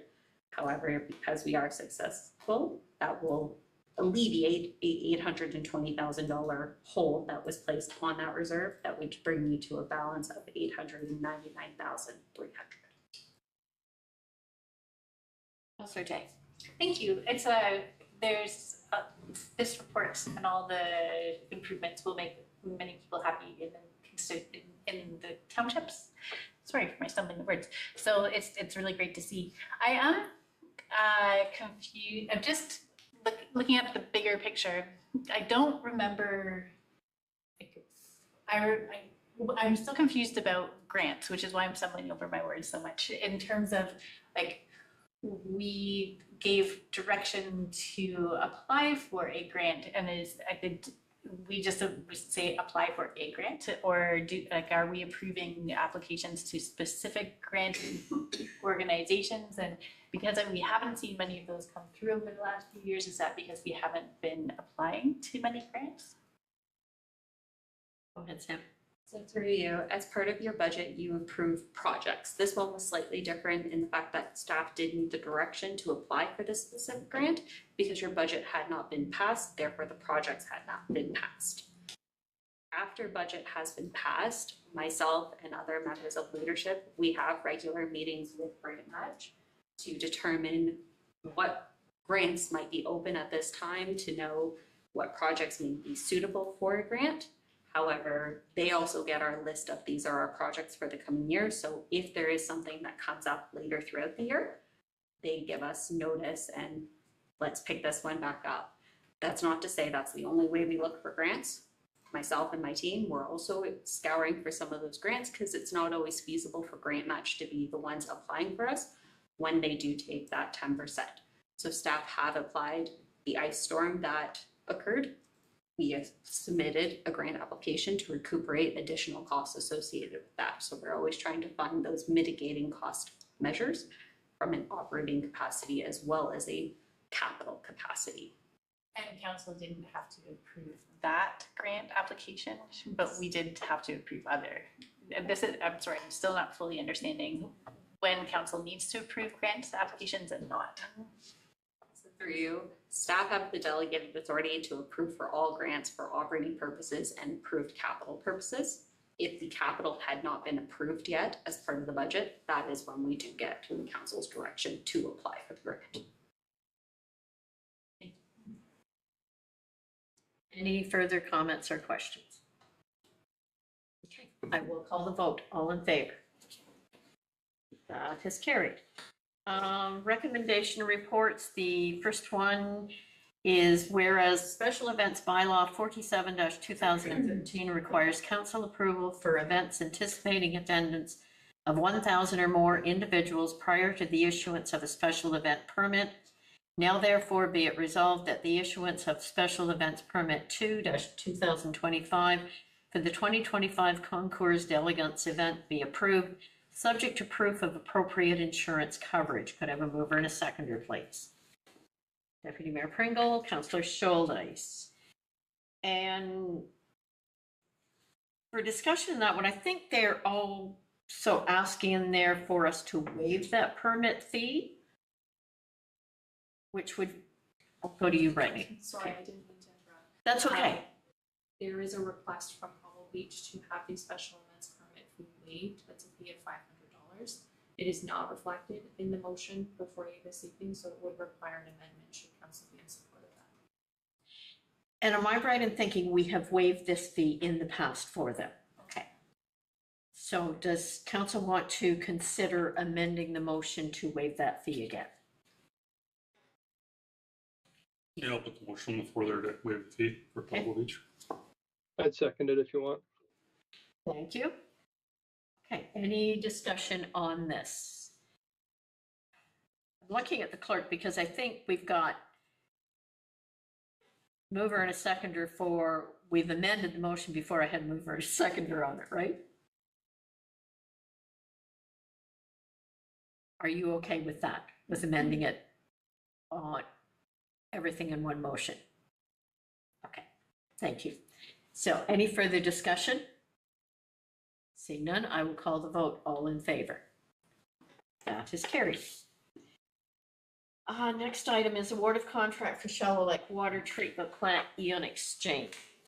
Recommendation is that council receive staff report DEV 2025-052, award of contract for Shallow Lake Water Treatment Plant Ion Exchange media replacement that council authorizes Ontario Clean Water Agency to enter into an agreement with Continental Carbon Group, Inc. for the removal and replacement of filter media at the Shallow Lake Water Treatment Plant in the amount of $69,580, excluding HST and Aqua administration fee, to be funded from reserves. Could I have a mover and a seconder, please? Councillor Winters, Councillor Coburn. Is there any discussion on this item? Councillor Winters. Yeah, I assume Kevin's not here tonight to speak to this. Think He is Kevin's there, on Michael. holidays, or Michael, are you speaking to it? Yes, you Madam Mayor, I'll speak to it. Any questions arise? Just more of a clarification, because this is the second time we've talked about filter media replacement at Shallow Lake Water Plant this year. I believe the first report was more of the green sand filters. And there was discussion with council members about the aluminum housings were actually starting to deteriorate. So my question is, has any of that work been done, remediated yet? It's my understanding that I believe that work has commenced. And I know this is now that was the housing. Now I believe we're now into the different types of media. These are different than that. There's two trains of filtrations within that plant. So there's your filter media, green sand filtration, which we talked about. This is the anion exchange, which are basically commercial water softeners that remove the dissolved organics out of the material, which were causing us the THM increases and stuff. They're up against the wall. So what I'm trying to do is get council to understand that if we do this, which we should do, that most of the filtration within that plant has been replaced this year. That's good. And that's what I'm trying to make sure that council understands. There's two separate filtration trains in there. This should give great quality water to the residents of Shallow Lake. But just when I read it, it kind of drifted me back and forth, and I wanted to make sure we're on the same page here. That the big, when you walk into the water plant, the two aluminum tanks that are open topped are what we talked about originally. These are the three tanks that are up against the north wall that were put in that have the salt, which takes the dissolved organic out for the THM reductions. Thank you for that. Councillor Coburn. So I feel like this discussion is way above my pay grade, but I'm trying to keep up. Is the ion filter a different system, or is it just a replacement of what we already have? The ion filters, that system is there. That's the second system that Councilor Winter was speaking of. But every once in a while, you need to replace the media inside the filter containers. The confusing part, they call it resin within the filtration media. And if we had used the word resin, I think that would have kept us separate on the two trains. But yes, it is something that over time does require replacement. And I think if memory serves me right, that originally system went in probably around 2012, somewhere in that. So it's done well over the years. I do particularly pay attention to the THM test results in our water reports that come in. 100 is the maximum level that you can have. And I think traditionally the Shallow Lake plant, where we're in the 40, 50 is a mark. So it is working, but we need to stay on top of that. Thank you. Any further comments? See none, I will call the vote. All in favor? That is carried. Next item is supplemental report for application Z02/25 Sperano. Recommendation, it has been demonstrated that application Z02-25 for the lands described as concession 23, West Part Lot 16 and municipally addressed as 462220 concession 24 is consistent with the provincial planning statement 2024, conforms with the County of Grey official plan and Township of Georgian Bluffs official plan, and is consistent with the overall intent Township of Georgian Bluffs zoning bylaw. Subject to the following provisions, it is recommended that application Z01-25 be approved and that the amending bylaw be prepared and forwarded to council for adoption. That the amending bylaw include, number one, a provision which shall permit a private kennel as defined in the Township of Georgian Bluffs zoning bylaw as an establishment where dogs, cats, or other small domestic animals or household pets are bred or raised primarily for the purpose of sale, or are trained or boarded for gain or profit, but does not include a veterinary clinic, as a permitted home industry in the rural exception 97 RU-97 zone. And 2, a provision which shall permit the total gross floor area utilized by the home industry to a maximum of approximately 115 square meters in the rural exceptions 97 RU-97 zone. And 3, a provision which specifies that site plan controls shall be used to implement the mitigation measures proposed by Environmental Noise Impact Study, report number WA 25-033, prepared by SS Wilson Associates Consulting and Engineering, dated May 30th of 2025. Could I have a mover and a seconder, please? Councillor Coburn? Deputy Mayor Pringle? Any discussion on this item? Councillor Coburn? I hope this isn't a dumb question. But we're being asked to approve this application to permit a private kennel as defined by what our mayor just read.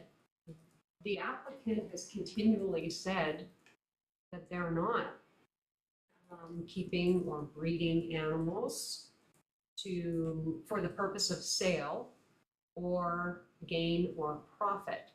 So help me understand why we're going through this process for, is it rezoning?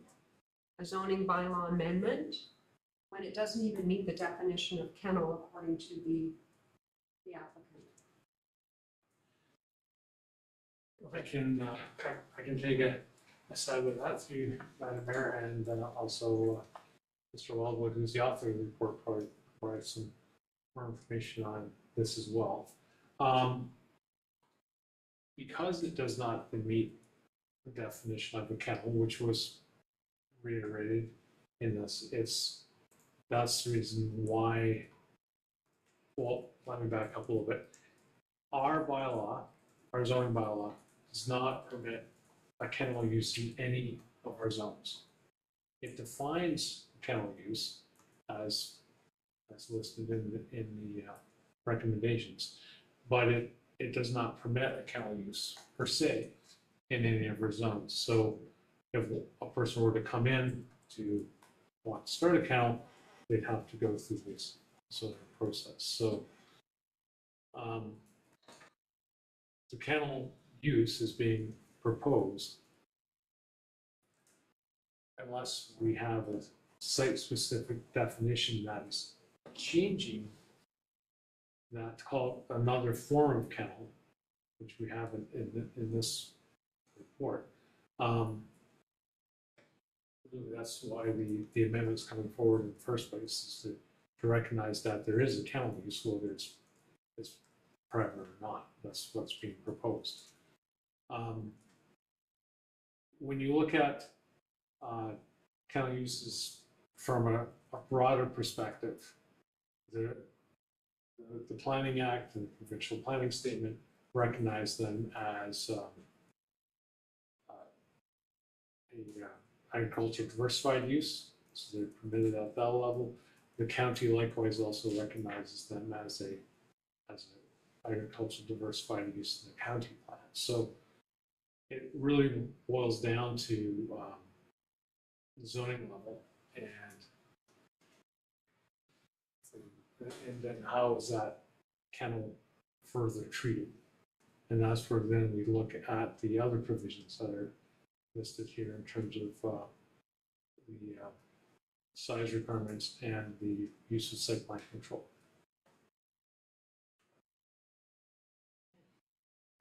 Thank you. And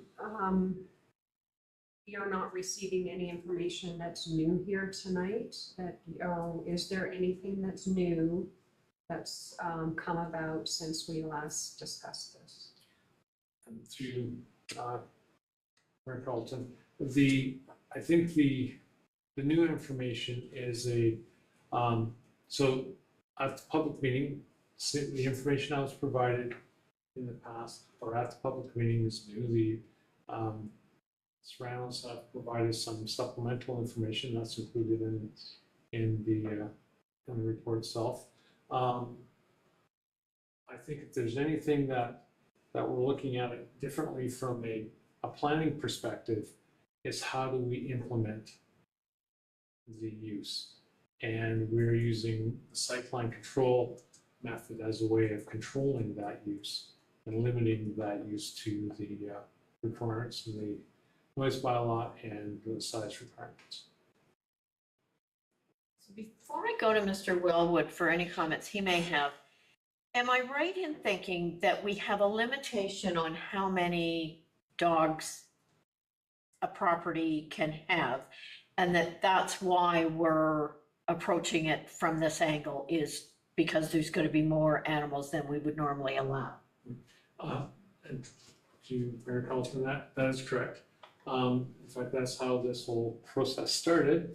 The applicants approached the township about wanting to buy property in the township, and they noted that they had a number of pets, dogs. Right now, our bylaw permits a maximum of 3 dogs. Anything beyond that requires a kennel license. And to get a kennel license, you first need to be zoned. So it's a bit of a 2-step process. Thank you for that. Mr. Wellwood, do you have anything that you can add to this? Yeah, thank you very much, Madam Mayor. Yeah, we're proposing to use site plan control to implement the conditions of the noise study, as well as to reiterate that, the maximum of 13 dogs indoors or 4 outdoors are permitted at any given time. So we're hoping, I hope that answers your question. And if not, I'm happy to elaborate some more. Okay, thank you. I will look to the rest of council for Councillor Day. I know in our last discussion about this, some of the concerns from council were about what happens later in terms of the property perhaps passing on to a new owner and being zoned differently. And I did notice when I was reviewing the official plan, temporary use bylaws, which isn't something that I personally have learned about over my time on council, and I don't know if those are applicable here or not. And to Councilor Day, temporary use bylaws are something that municipalities do use. Typically, a temporary use bylaw is only in use for a 3-year period. Following that, then could apply to renew the application. I suppose that could be an approach here, but that would, thinking of the lifespan of the of dogs, that would be several, maybe 2 or 3 temporary use bylaws that would have to come in play. I think we did. If I may, it's sometimes as planning professionals, you're kind of stuck in a bit of a policy rift or conundrum, and we have to implement the zoning bylaw. So we're implementing the zoning bylaw in a way that recognizes that the kennel use is already defined in the bylaw. We did have some discussions about, well, what if we don't call it a kennel, but then that runs afoul of the kennel licensing program that would actually permit the number of dogs that are being wanting to be on the site. So we kind of bounced around the idea of is this a kennel? Is it not? The applicants have made it clear that they're not intending on having the kennel use for profit or gain of profit or breeding. In fact, the animals that they do have have all been spayed and neutered. But then we're stuck with it's a land use. In the end of the day, it's a land use. It's a kennel, and the zoning bylaw defines the kennel as such. And so perhaps the site plan can detail that aspect of it, but site plans are more, once you have the established, the land use, a kennel established, then that it details the operational matters or the landscape portions of how that site operates, how that site looks. So I think in a very long-winded answer to your question, a temporary bylaws do have their place, temporary use zones have their place, but I don't know if that would necessarily be the best approach in this case. Councillor Shouldice. Yeah, I have nothing new to add to this conversation. All the comments I made in the previous meeting, I still fully 100% stand behind. I have nothing but sympathy for the neighboring homeowners should this be approved tonight. I do want to add that I would like for a recorded vote for this. Thanks. Okay, thank you. Any other comments from council? Deputy Mayor Pringle. Yeah, thanks, Member Owen. About all the topics we've had over the years we've been around here, this has actually been one of the, for me, has been one of the toughest ones because I feel for the Soprano family and the dogs. I feel for the neighbors and everybody else involved, and this has been a real tough one. And again, I got, Michael's telling us here that the county's approved the bylaw and everything's in place. But again, it's going to be, obviously we've asked for a recorded vote and it'll go that direction. But this has been a very difficult conversation to have, and I put a lot of thought into it. And it's, yeah, I just want to put it out there that this has been one of the tougher ones for sure. Councillor Coburn. Thank you through you, Mayor Carlton, to my colleagues on council. I stand with Councillor Shouldice. I haven't seen anything that convinces me of any different opinion. I have lived on properties where the abutting 3 properties have 2 or 3 dogs apiece, and I can tell you it is not pleasant. Given the difficulties we've had with bylaw enforcement of this nature, which largely fall under our nuisance bylaw and particularly around noise, it's a tricky one to manage. And I, for one, don't want to squeeze the toothpaste out of this tube because we're not going to get it back in. Any other comments? Sorry, Councillor Tay, go ahead. Okay, I know I'm a little slow, so That's okay. I echo Deputy Mayor Pringle's comments about this being a very complex one. I find myself really struggling with, first, I understand multiple perspectives on this and can see how I can put myself in other people's shoes and I think have a certain degree of understanding for both sides of this conversation. I also, we just had that slide up earlier on the screen that talked about the Planning Act and policy documents and how we're supposed to follow those. And if this is meeting the zoning bylaw, then I feel a little bit hands tied in that situation and would benefit from any comments that illustrate how this does not meet one of our policies or zoning bylaw amendments. I might add to what you're saying there with, because I think this is meeting all the planning criteria that it needs to. So if council turns it down, what happens in next steps? What are the chances of us turning it down sticking?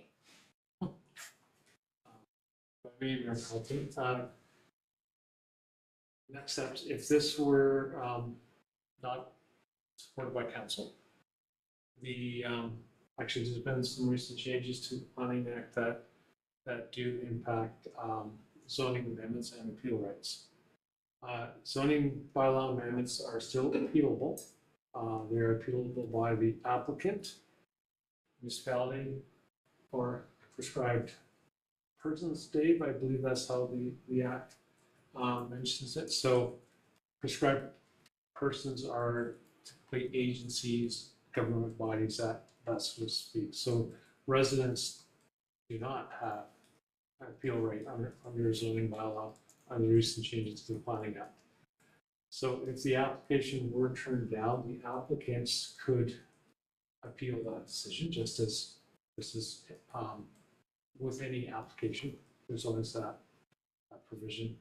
And the appeal would go to the Ontario Lands Tribunal. Thank you for that information. I'm going to say what I said last time. I don't make my decisions based on whether I think we're going to win or lose that appeal. I make my decisions based on what's best for the community. And help me out, Mr. Benner, because I'm not going to know where I've read this, but we do have the right to turn down this type of application if we feel that it is not consistent with the feel or the look or the nature of a community. Is that what legislation is that under? Is that? It's council as the decision-making body for any planning matter does have to look at the community as a whole and make decisions in the best interest of the community, and whether or not the public interest is upheld.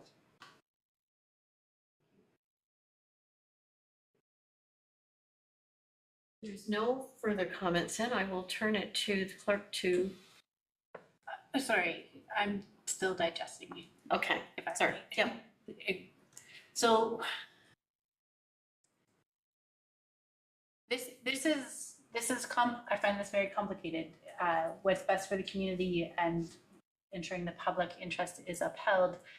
It feels like any type of development, if there happened to be a council who felt strongly in one direction or another, they could uphold the public interest and deny all development of a certain type within a municipality. Is that what the policy states? Like we get to decide what the public interest is and uphold it and override the other documents, the zoning bylaw and official plan and planning act and all that?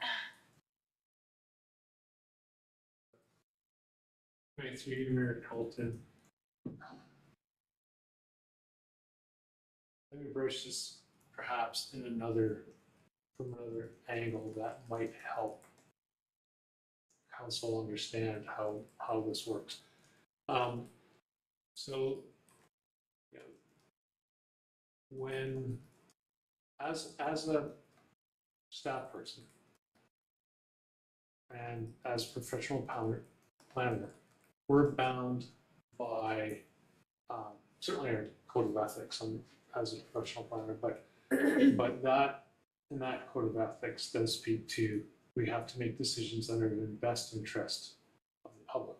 To help us make those informed decisions, we rely on planning policy, whether it's our official plan, county official plan, provincial policy statements, or even our own zoning bylaw to make those recommendations that we bring forward to council. Council has certainly the ability and the right to make a decision. We write our recommendations as staff to provide council with the best information that we have at hand to help you make informed decisions. But ultimately, individual councillors can make their own decisions whether that does or does not follow planning policies. I don't believe there's anything in the act that really says you have to do this. If it goes to an appeal and goes to the Ontario Lands Tribunal, the Lands Tribunal looks at planning policies to help them make their final decision on whether or not those planning policies were indeed followed or not. And it becomes more of almost more more of a technical exercise than a community-based exercise at that point. So if I could ask, so the recommendation in front of us is in favor of approving. If this goes to the land tribunal because council has voted it down, who defends council at that point? Or who defends this,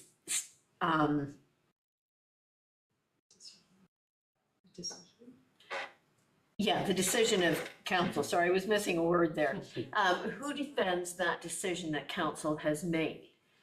Does that fall back on you or Mr. Wellwood, or are we going outside for someone else to do that? And what kind of cost are we putting the township to? Mr. Mayor, it would, if council goes against a decision that is made by staff, planning staff, whether it's myself or our consultant planner, Mr. Wellwood, then we cannot go back again with an exact opposite decision to support council's decision. We're kind of trapped in our own recommendations that we've made. So council would have to go to another consulting planner to look for recommendations that supports council's decision. And costs vary a lot depending on the nature of that recommendation, how much effort that other professional has to put into their work. It's I wouldn't even want to guess because it varies so much. Councilor Coburn? I could be wrong, but I believe we've had kennel requests come forward before, and we've denied it or approved it based on where it's situated. If it's in the middle of nowhere, maybe we're going to be okay with that. So these decisions come before council all the time. As to the cost, I would counter that argument with what's the cost of having then to uphold our property standards and nuisance bylaws? Or are they exempt from those when they're deemed to be an official kennel? Mary Felton, to Councillor Coburn, our noise bylaw, nuisance bylaws would still apply. They aren't exempt from those at all. Any further comments before we go to vote? Thank you, Madam Mayor. Through you, a recorded vote has been requested. When I call your name, please indicate your vote for or against. Councillor Isaac Schuldiz, Against.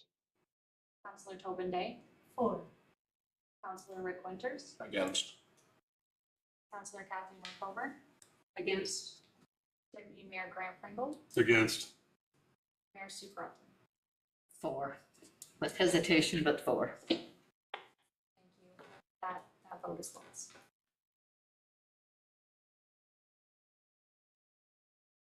Moving on to zoning bylaws.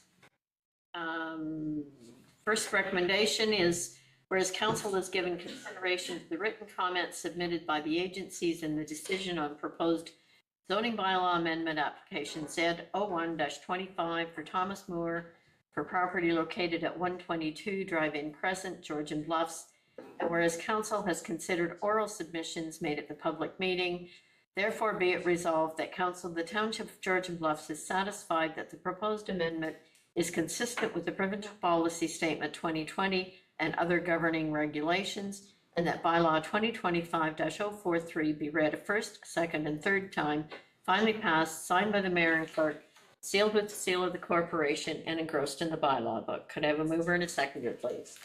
Deputy Mayor Pringle, Councillor Winters, is there any discussion? Seeing none, I will call the vote. All in favor? That is carried.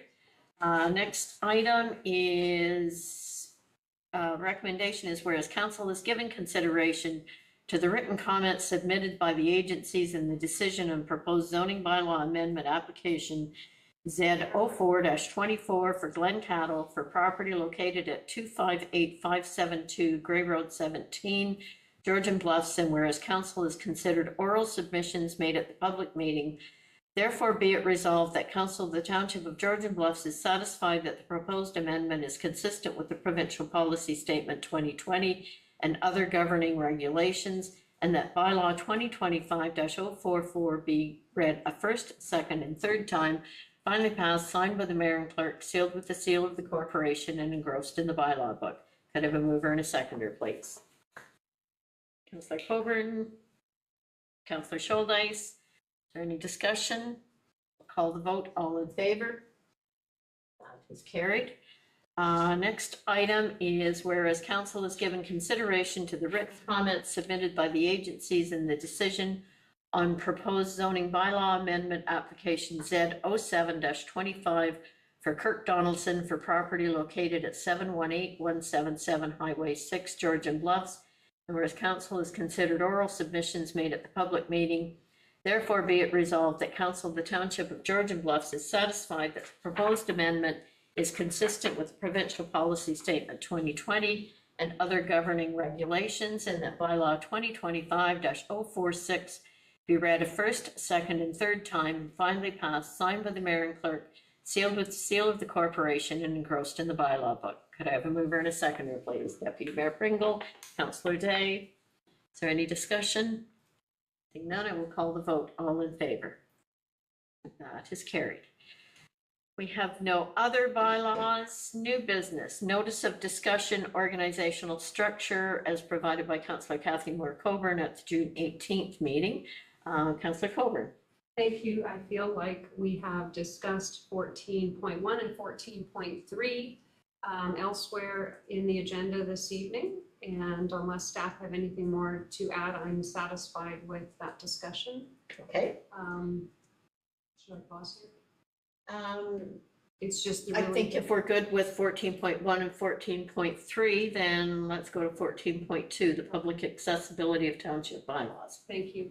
I continue to get calls even today asking for, saying that they can't access our bylaws online.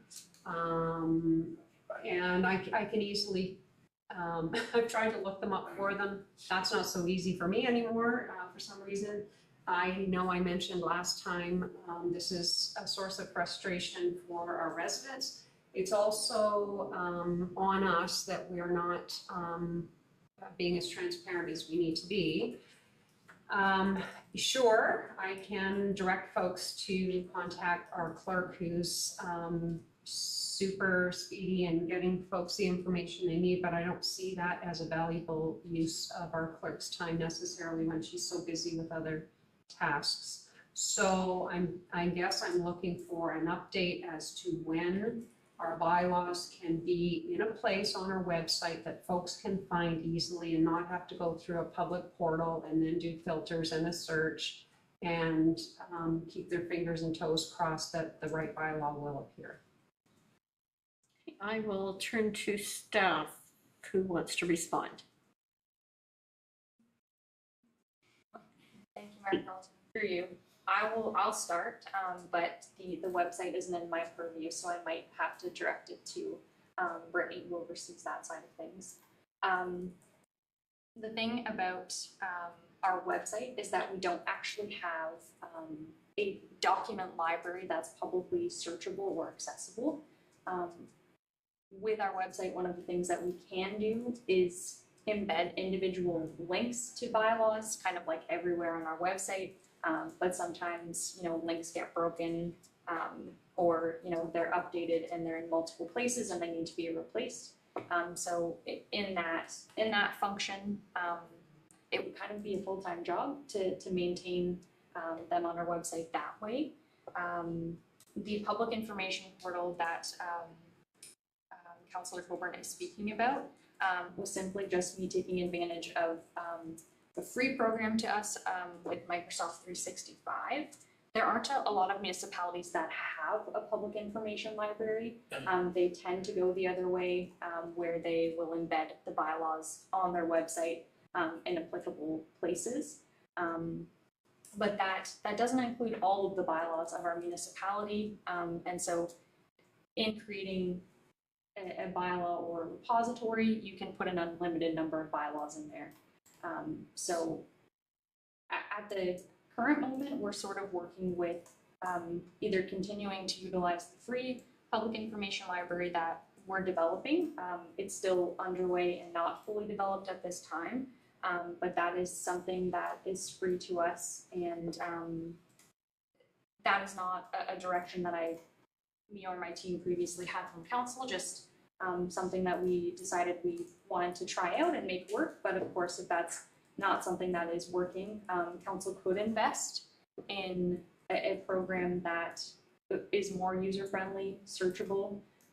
It just depends on the extent of the bylaw library that you're looking for. So we can absolutely create, a bylaws page that has, 20 commonly referenced bylaws. Or if we're looking to make every single bylaw council's passed that is active accessible, then you would need to look into investing in something a little better, and something that actually performs that function of a document repository. So we can absolutely create a landing page that has commonly referenced. There are about 26 in the commonly referenced folder in the public information library. We could embed all of those simply on a web page and hope that works better. Or perhaps there's a broader discussion anytime or a budget time about investing in a records information system that would allow those bylaws to be accessible to the public in a better way. Can you give us a dollar figure on what that records information system would cost? Through you, Mayor Carlton, it does depend. Really, there are certain widgets. I know that our website itself does have a public information portal add-on that's accessible. I think the cost of that was around 20 or 30,000.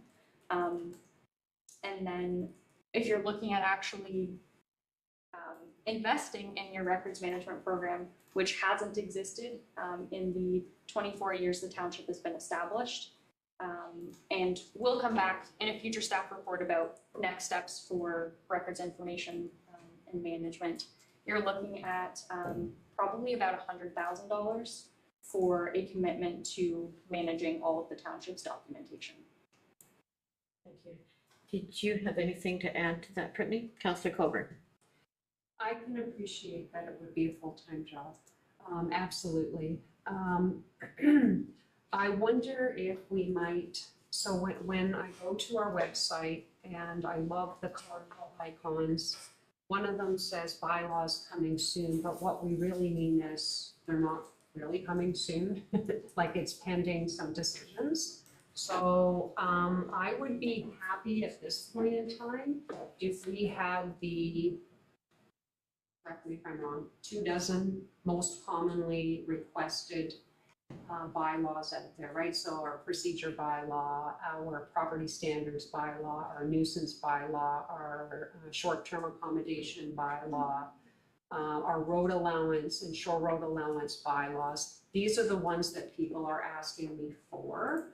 I know that a repository would be excellent and amazing. It sounds like it's going to be a budget decision for possibly next year. But even if for now we had a selection, a drop-down menu on the homepage that allowed folks to easily find those commonly referenced bylaws, I think that would be helpful. Brittany, go ahead. Thank you, Mayor Carlton. And if I may ask a question, many of those bylaws are included in the public information portal that we've created through SharePoint, being the procedure bylaw. Those are, and et cetera. Those are listed underneath those commonly used or commonly referenced bylaws within the public information portal. So is it that they're available, but they're not available in the way that the public wants to access them? Or is it, is the public information portal the problem? I think so, because as we know with computers, if you add an extra step, that's like putting up another barrier for folks. So right now, when I go to our homepage, I don't easily necessarily see that. It might be the title that's confusing to people. Maybe we just need to say for, to find a bylaw that you're looking for, click here. And that might take them to where you're saying there's a selection of the most commonly referenced bylaws. But every time you add an extra step for folks, it becomes that much more problematic. So I'm not here to tell you guys how to do your job, and I'm not a website designer for sure. But I just know that people are having a heck of a time finding them. So maybe we need to connect with some regular folks out there and say, help, like do a focus group, have them come in, say, find our our nuisance bylaw and see what they do and watch them. I don't. Thank you, Mayor Carlton.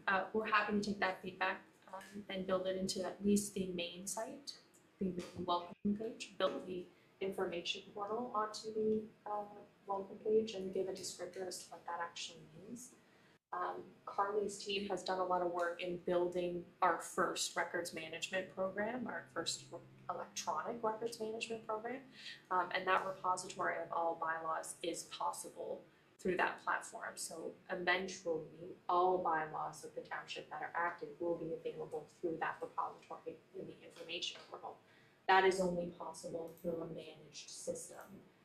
And I know that SharePoint sometimes has its hiccups. Not everyone loves SharePoint, but I think and I hope we can manage those hiccups through the focus groups, through teaching people how to use it, through giving people a step-by-step guide as to how to access the information they need. Thank you.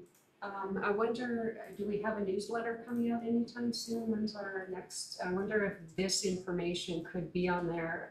Looking for bylaws. Here's how you go about it. Because it's time consuming for us and it's time consuming for you folks as well if we're all hunting for bylaws for folks. Deputy Mayor Pringle? Yeah, thanks, Mayor Carl. I just went into the Georgian Bluffs website there and I went into the one section that said bylaws and then it said public information library and I probably pulled up 20. If I can, it's there. And I'm probably one of the worst people on the computer, so. So did you do a search, if I may? Did you do a search to find a particular bylaw? Because I think that's what folks are struggling with. We're trying to find a particular one. No, I just went to the public information library. And that's what was there. And I'm not very good in the computer, but I did find it on that piece through the Georgian Bay site. So it's probably difficult if you're looking for a particular one, because they're not all there, obviously, but it's commonly referred bylaws. So I just found that there now, but anything to make it easier, the better.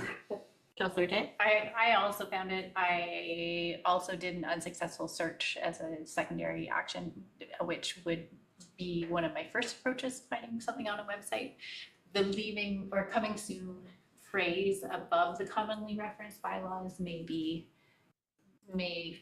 discourage people from clicking on the commonly referenced or commonly needed bylaws. But I feel like these are very specific comments that are maybe too specific. I do think having information easily accessible to constituents is important and would support just tweaking it to make that one, once you click that button, it's really easy to navigate. Go ahead, Carly. Through you. I just wanted to mention that phased approach where it says coming soon is actually quite intentional. And we started with 20 bylaws to get this type of feedback. And, when it's difficult for people to access those things, obviously we need to make adjustments. And so we didn't want to go full tilt with the, 1,500 active bylaws that the township has. It's actually more than that, as I've recently confirmed. But it's been a lot of work for my team. And we are working on some informational instruction videos. We have a summer student doing records management who has returned to us for a couple summers and is a very good value add. And she is just working on doing some screen grabs on different devices just to show people who are using, a cellular device or people who are using a desktop how to navigate and search for the bylaw. So all of these things are coming, and I definitely appreciate all of these comments coming forward, because we can now incorporate these comments into those instructional videos and make these tweaks and changes before we get too far down the road in developing that instructional material as well. So I just wanted to say thank you for all the comments, and updates are coming. Thank you. So do we need an actual motion for direction, or we'll just take it the way it is for now? Okay, thank you. So next item is notice of motion or notice of discussion. Does any member wish to provide a notice of motion or notice of discussion? Seeing none, we are moving on to the next item, which is to go into closed session. Recommendation is that the Council of the Township of Georgian Bluffs move into closed session at 7:25 p.m.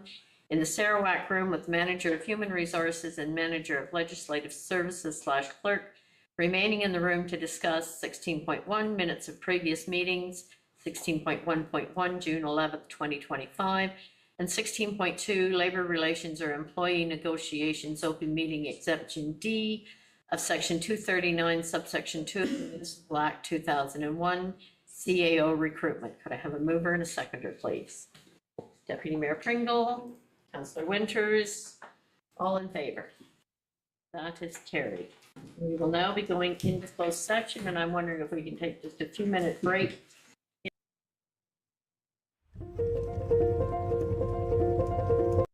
Georgian Bluff has a lot of activities to do. It's really nature driven, and it's like the community is very nice, very friendly. And a lot of the locals come here every single day and they think of it as their therapy. We're the Farouk family. We started Farm on the Lake, and the community, everybody around it, the support structure. The township has actually made us to who we are today. And now that we have this set up, this whole operation is well received by the community. People drive down from far, far away to do camping, glamping with us. A lot of people come from far away to see the goats, and they're really amazed. Sometimes we feed the babies in front of them.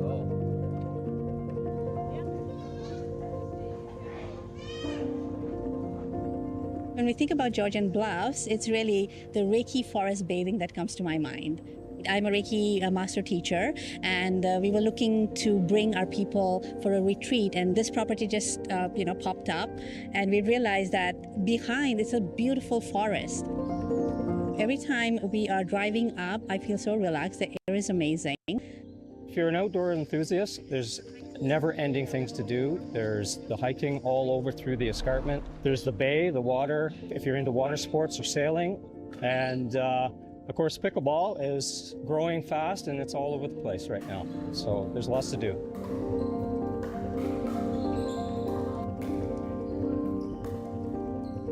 What we enjoy the most about Georgian Bluff is having access to the beautiful nature around us, the cultural impact from the First Nations to the local artists. The trails and so many great things to do, and lots of business opportunity here, and tourism as well to support our business.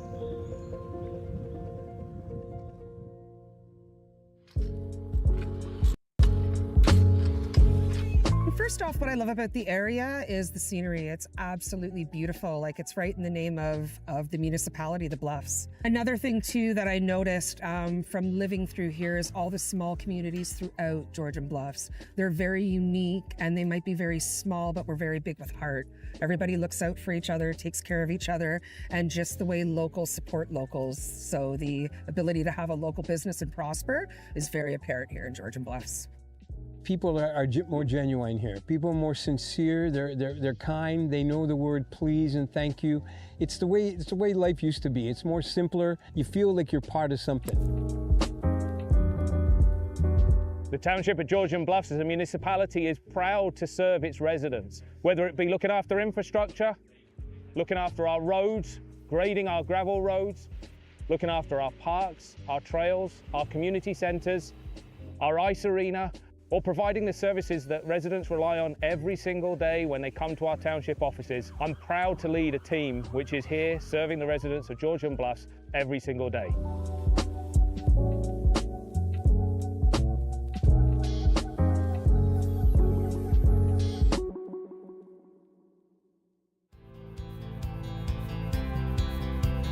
What we'd like to see Georgian Bluffs going forward is really, more people coming to experience this beautiful energy, this relaxed energy. Because over here in Georgian Bluffs, I can hear the wind, I can hear the trees talking. It's just amazingly relaxing. Welcoming more people, yet with the same foundation and principles of community, of respect, and of morals. It would be great for Georgian Bluffs to continue to support, nature and the beauty that we have here, and to keep our area clean and beautiful. I hope to see more local businesses, more sustainable living, and more families just moving up here and living and prospering off their land and their property.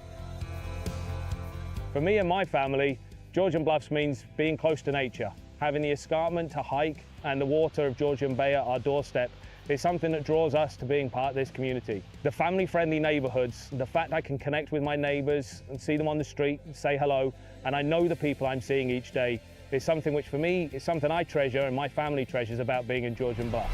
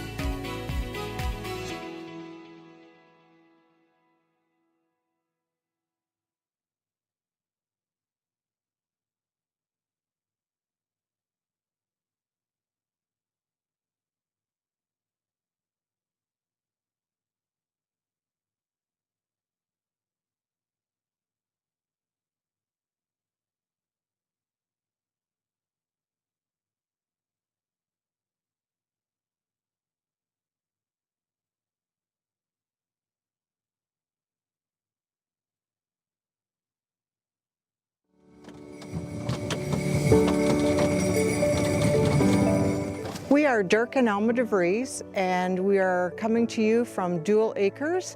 This is a beautiful property in Georgian Bluffs that we own, and we run horse-drawn sleigh and carriage rides from. So today we're going to have Dan and Juliet. Dan's a 12-year-old gelding, and Juliet's a 12-year-old mare. Come on, Dan. When people come here, we invite them to come back to our shack, and they will go in there and they can get ready to go, get dressed, whatever they need to do, and stay warm till the ride event starts. And then we bring the horses out of this sleigh shed here, and they get on, and we take them roughly for a 40-minute ride, all through hardwood and softwood bush. So the whole experience is in woods. We return here, we drop them off here. They can go in, and there's a big wood stove in there. They warm up, and if they so desire, they could also enjoy a cup of hot chocolate. We build all our own sleighs, and there's a reason for that. Is sleighs in Ontario came with a width of stance, with a runner width of 3 feet, and that was designed to work in the bush and whatnot. But a 3-foot stance is very tippy when you get people. People are like hauling water. There's always a second motion. And that second motion is the motion that'll tip the sleighs. So I rebuild all the sleighs to a 4-foot wide stance. And that's very stable. You cannot tip them. Our sleighs are also adaptable to handle wheelchairs, which we discovered early this. You know, there was that need there that people with disabilities need that we needed to provide. We've done lots of charity work. We did Santa sleigh ride here on the farm. That actually helped really for people to be aware that we were here. But we always have a passion, especially for children with special needs. That was one way that we were able to give back to the community. Every year we host a ride here for the GRACE program, which is the Georgian Riding Association for Challenged Equestrians. Horses and dog sleds are exactly the same. If you want the horse or the dogs to go right, you say gee. If you want them to go left, you say haw. I've done thousands of rides, and I never get tired of it because it's the horses that are the enjoyment. And the people are, you know, we have people from all over, and there's so many different stories and so many good people out there that you meet. I hope that when people come to our farm here and enjoy a sleigh or wagon ride through the bush, that they enjoy the bush, the beauty of nature here, and just go away feeling relaxed and rejuvenated.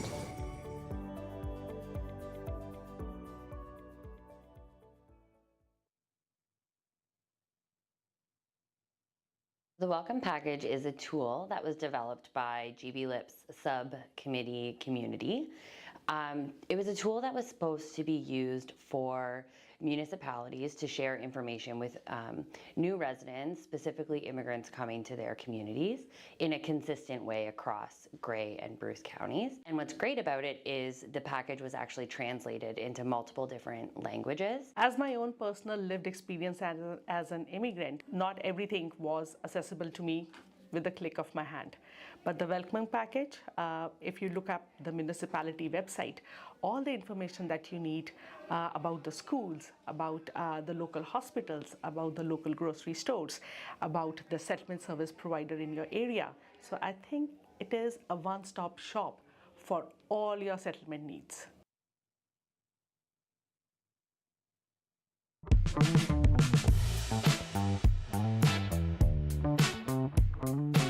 Georgian Bluff has a lot of activities to do. It's really nature driven, and it's like the community is very nice, very friendly. We started Farm on the Lake, and the community, everybody around it, the support structure, the township has actually made us to who we are today. Every time we are driving up, I feel so relaxed. The air is amazing. I can hear the wind, I can hear the trees talking. It's just amazing, really relaxing. If you're an outdoor enthusiast, there's never-ending things to do. There's the hiking all over through the escarpment. There's the bay, the water. If you're into water sports or sailing, of course, pickleball is growing fast and it's all over the place right now. So there's lots to do. What we enjoy the most about Georgian Bluff is having access to the beautiful nature around us, the cultural impact from the First Nations to the local artists.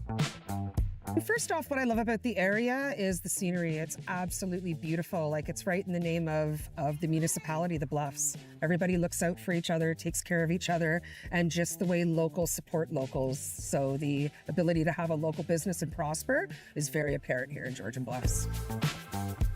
People are more genuine here. People are more sincere. They're kind. They know the word please and thank you. It's the way life used to be. It's more simpler. You feel like you're part of something. It would be great for Georgian Bluffs to continue to support, nature and the beauty that we have here, and to keep our area clean and beautiful.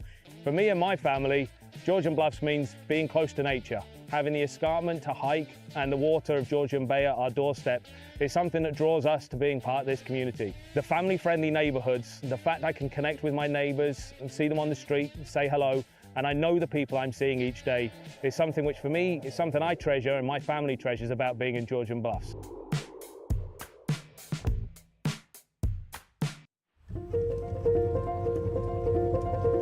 Georgian Bluff has a lot of activities to do. It's really nature driven, and it's like the community is very nice, very friendly.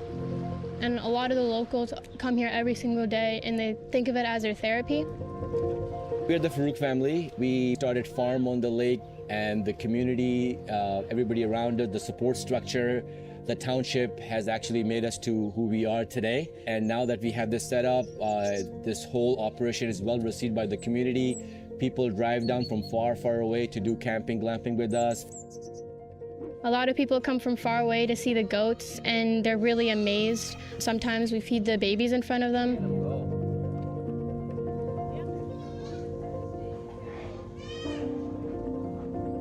When we think about Georgian Bluffs, it's really the Reiki forest bathing that comes to my mind. I'm a Reiki master teacher, and we were looking to bring our people for a retreat, and this property just popped up, and we realized that behind it's a beautiful forest. Every time we are driving up, I feel so relaxed. The air is amazing. If you're an outdoor enthusiast, there's never-ending things to do. There's the hiking all over through the escarpment. There's the bay, the water, if you're into water sports or sailing.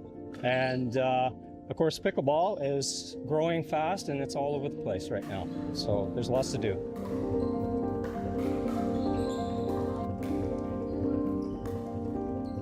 What we enjoy the most about Georgian Bluff is having access to the beautiful nature around us, the cultural impact from the First Nations to the local artists. The trails and so many great things to do, and lots of business opportunity here, and tourism as well to support our business.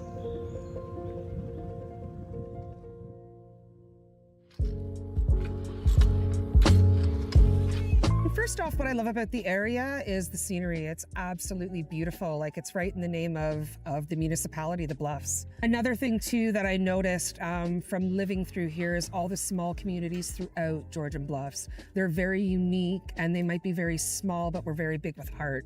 Everybody looks out for each other, takes care of each other, and just the way locals support locals. So the ability to have a local business and prosper is very apparent here in Georgian Bluffs.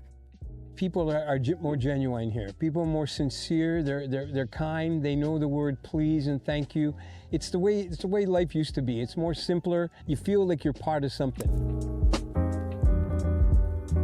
The township of Georgian Bluffs as a municipality is proud to serve its residents, whether it be looking after infrastructure, looking after our roads, grading our gravel roads, looking after our parks, our trails, our community centres, our ice arena, or providing the services that residents rely on every single day when they come to our township offices. I'm proud to lead a team which is here serving the residents of Georgian Bluffs every single day.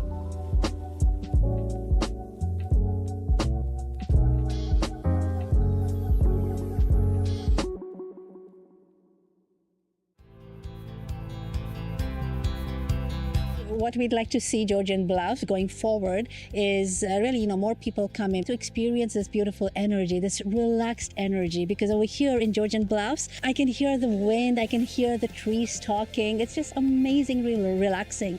Welcoming more people, yet with the same foundation and principles of community, of respect, and of morals. It would be great for Georgian Bluffs to continue to support, nature and the beauty that we have here, and to keep our area clean and beautiful. I hope to see more local businesses, more sustainable living, and more families just moving up here and living and prospering off their land and their property. For me and my family, Georgian Bluffs means being close to nature. Having the escarpment to hike and the water of Georgian Bay at our doorstep is something that draws us to being part of this community. The family-friendly neighborhoods, the fact I can connect with my neighbors and see them on the street and say hello, and I know the people I'm seeing each day, is something which for me is something I treasure and my family treasures about being in Georgian Bluffs.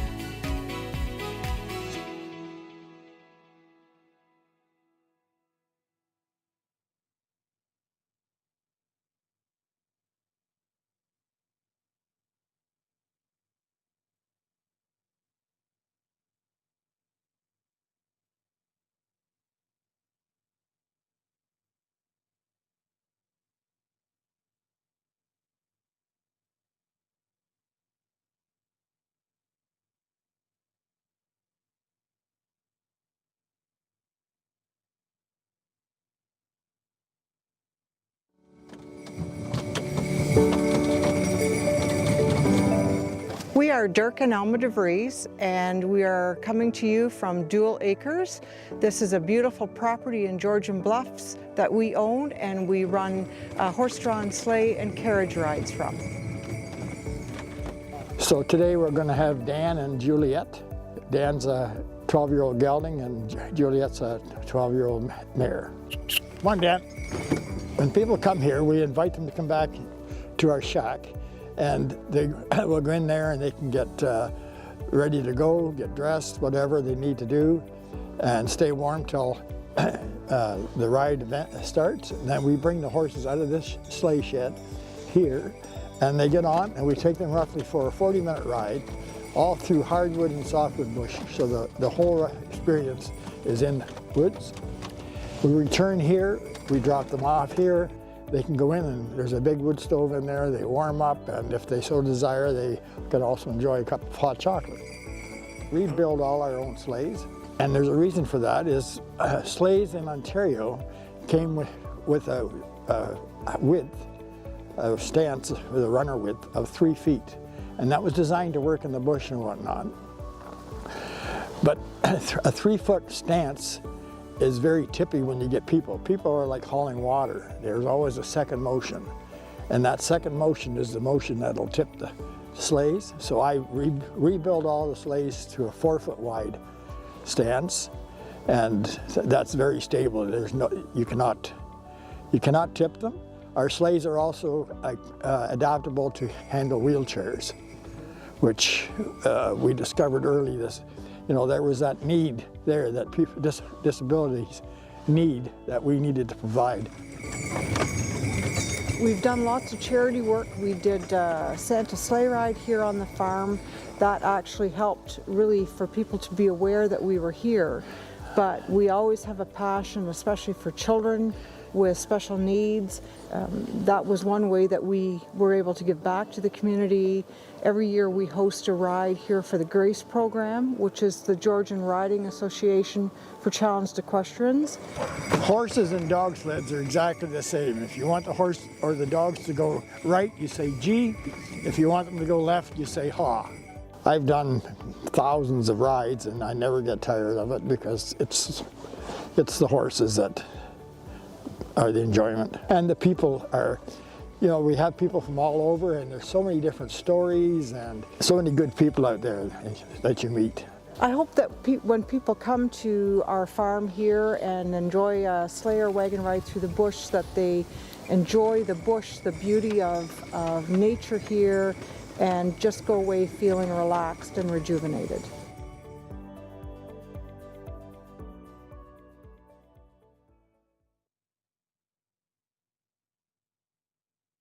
The Welcome Package is a tool that was developed by GB Lips subcommittee community. It was a tool that was supposed to be used for municipalities to share information with new residents, specifically immigrants coming to their communities, in a consistent way across Grey and Bruce counties. And what's great about it is the package was actually translated into multiple different languages. As my own personal lived experience as an immigrant, not everything was accessible to me with the click of my hand. But the welcoming package, if you look up the municipality website, all the information that you need about the schools, about the local hospitals, about the local grocery stores, about the settlement service provider in your area. So I think it is a one-stop shop for all your settlement needs.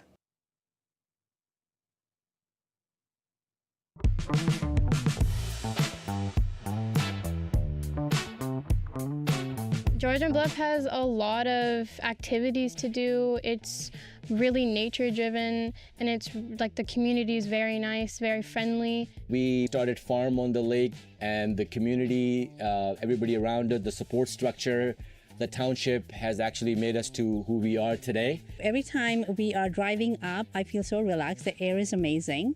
I can hear the wind, I can hear the trees talking. It's just amazingly relaxing. If you're an outdoor enthusiast, there's never-ending things to do. There's the hiking all over through the escarpment. There's the bay, the water. If you're into water sports or sailing, of course, pickleball is growing fast and it's all over the place right now. So there's lots to do. What we enjoy the most about Georgian Bluff is having access to the beautiful nature around us, the cultural impact from the First Nations to the local artists. First off, what I love about the area is the scenery. It's absolutely beautiful. Like, it's right in the name of the municipality, the Bluffs. Everybody looks out for each other, takes care of each other, and just the way locals support locals. So the ability to have a local business and prosper is very apparent here in Georgian Bluffs. People are more genuine here. People are more sincere. They're kind. They know the word please and thank you. It's the way life used to be. It's more simpler. You feel like you're part of something. It would be great for Georgian Bluffs to continue to support, nature and the beauty that we have here, and to keep our area clean and beautiful. For me and my family, Georgian Bluffs means being close to nature. Having the escarpment to hike and the water of Georgian Bay at our doorstep is something that draws us to being part of this community. The family-friendly neighbourhoods, the fact I can connect with my neighbours and see them on the street and say hello, and I know the people I'm seeing each day, is something which for me is something I treasure and my family treasures about being in Georgian Bluffs.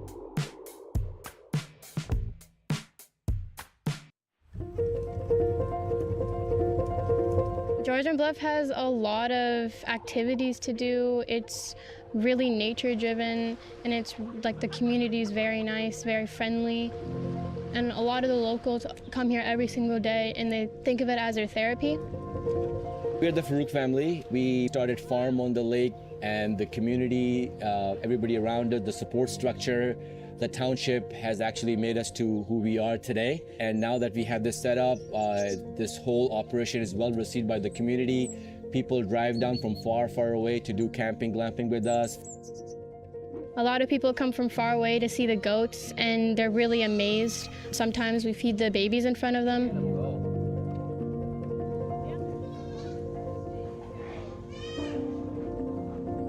When we think about Georgian Bluffs, it's really the Reiki forest bathing that comes to my mind. I'm a Reiki master teacher, and we were looking to bring our people for a retreat, and this property just popped up, and we realized that behind it's a beautiful forest. Every time we are driving up, I feel so relaxed. The air is amazing. If you're an outdoor enthusiast, there's never-ending things to do. There's the hiking all over through the escarpment. There's the bay, the water, if you're into water sports or sailing. And of course, pickleball is growing fast, and it's all over the place right now. So there's lots to do.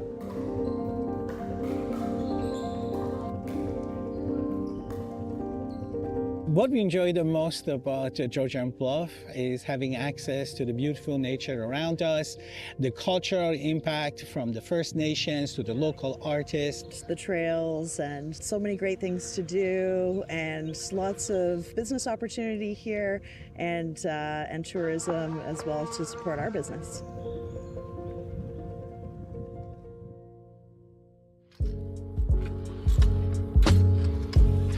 First off, what I love about the area is the scenery. It's absolutely beautiful. Like, it's right in the name of the municipality, the Bluffs. Another thing too that I noticed from living through here is all the small communities throughout Georgian Bluffs. They're very unique, and they might be very small, but we're very big with heart. Everybody looks out for each other, takes care of each other, and just the way locals support locals. So the ability to have a local business and prosper is very apparent here in Georgian Bluffs. People are more genuine here. People are more sincere. They're kind. They know the word please and thank you. It's the way life used to be. It's more simpler. You feel like you're part of something. The township of Georgian Bluffs as a municipality is proud to serve its residents, whether it be looking after infrastructure, looking after our roads, grading our gravel roads, looking after our parks, our trails, our community centres, our ice arena, or providing the services that residents rely on every single day when they come to our township offices. I'm proud to lead a team which is here serving the residents of Georgian Bluffs every single day.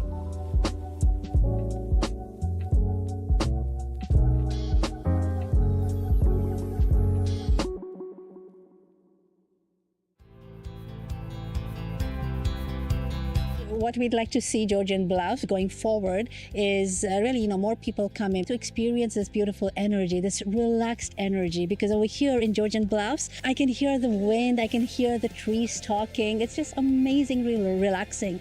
Welcoming more people, yet with the same foundation and principles of community, of respect, and of morals. It would be great for Georgian Bluffs to continue to support, nature and the beauty that we have here, and to keep our area clean and beautiful.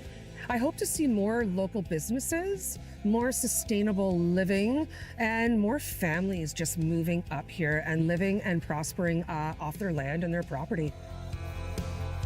For me and my family, Georgian Bluffs means being close to nature. Having the escarpment to hike and the water of Georgian Bay at our doorstep is something that draws us to being part of this community. The family-friendly neighborhoods, the fact I can connect with my neighbors and see them on the street and say hello, and I know the people I'm seeing each day, is something which for me is something I treasure and my family treasures about being in Georgian Bluffs.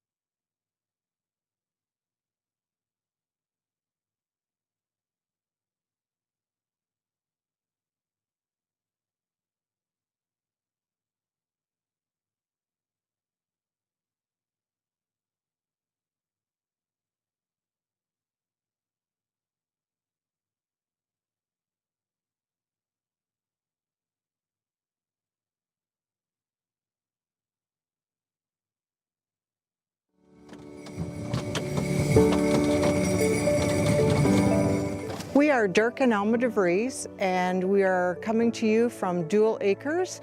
This is a beautiful property in Georgian Bluffs that we own, and we run horse-drawn sleigh and carriage rides from.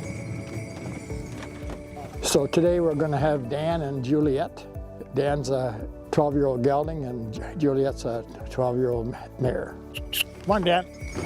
When people come here, we invite them to come back to our shack, and they will go in there and they can get ready to go, get dressed, whatever they need to do, and stay warm till the ride event starts. And then we bring the horses out of this sleigh shed here, and they get on, and we take them roughly for a 40-minute ride, all through hardwood and softwood bush. So the whole experience is in woods. We return here, we drop them off here. They can go in, and there's a big wood stove in there. They warm up, and if they so desire, they can also enjoy a cup of hot chocolate.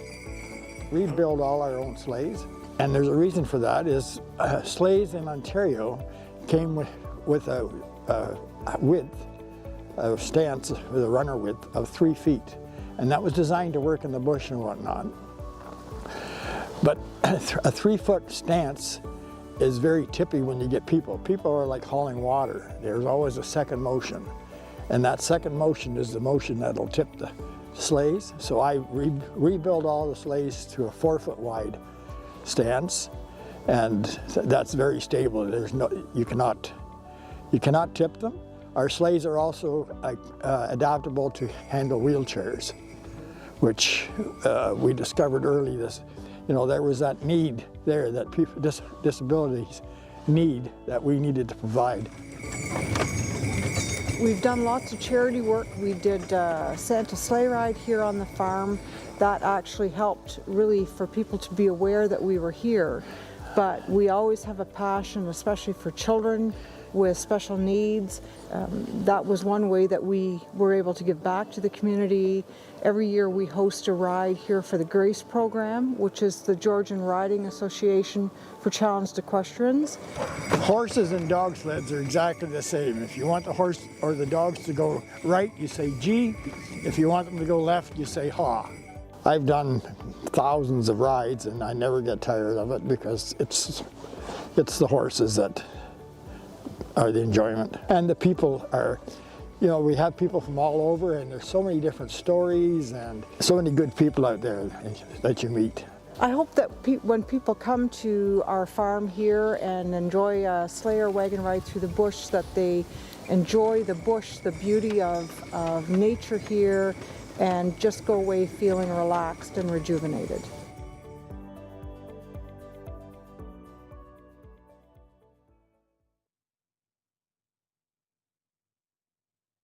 The Welcome Package is a tool that was developed by GB Lips subcommittee community.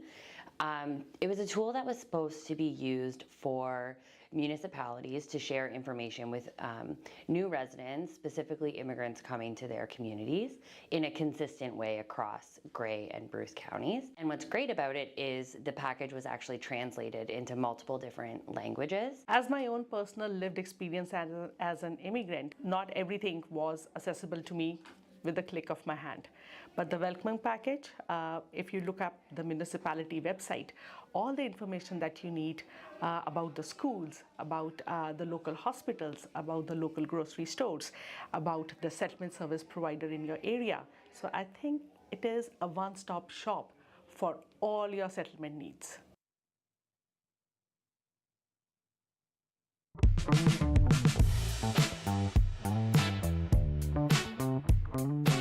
Georgian Bluff has a lot of activities to do. It's really nature driven, and it's like the community is very nice.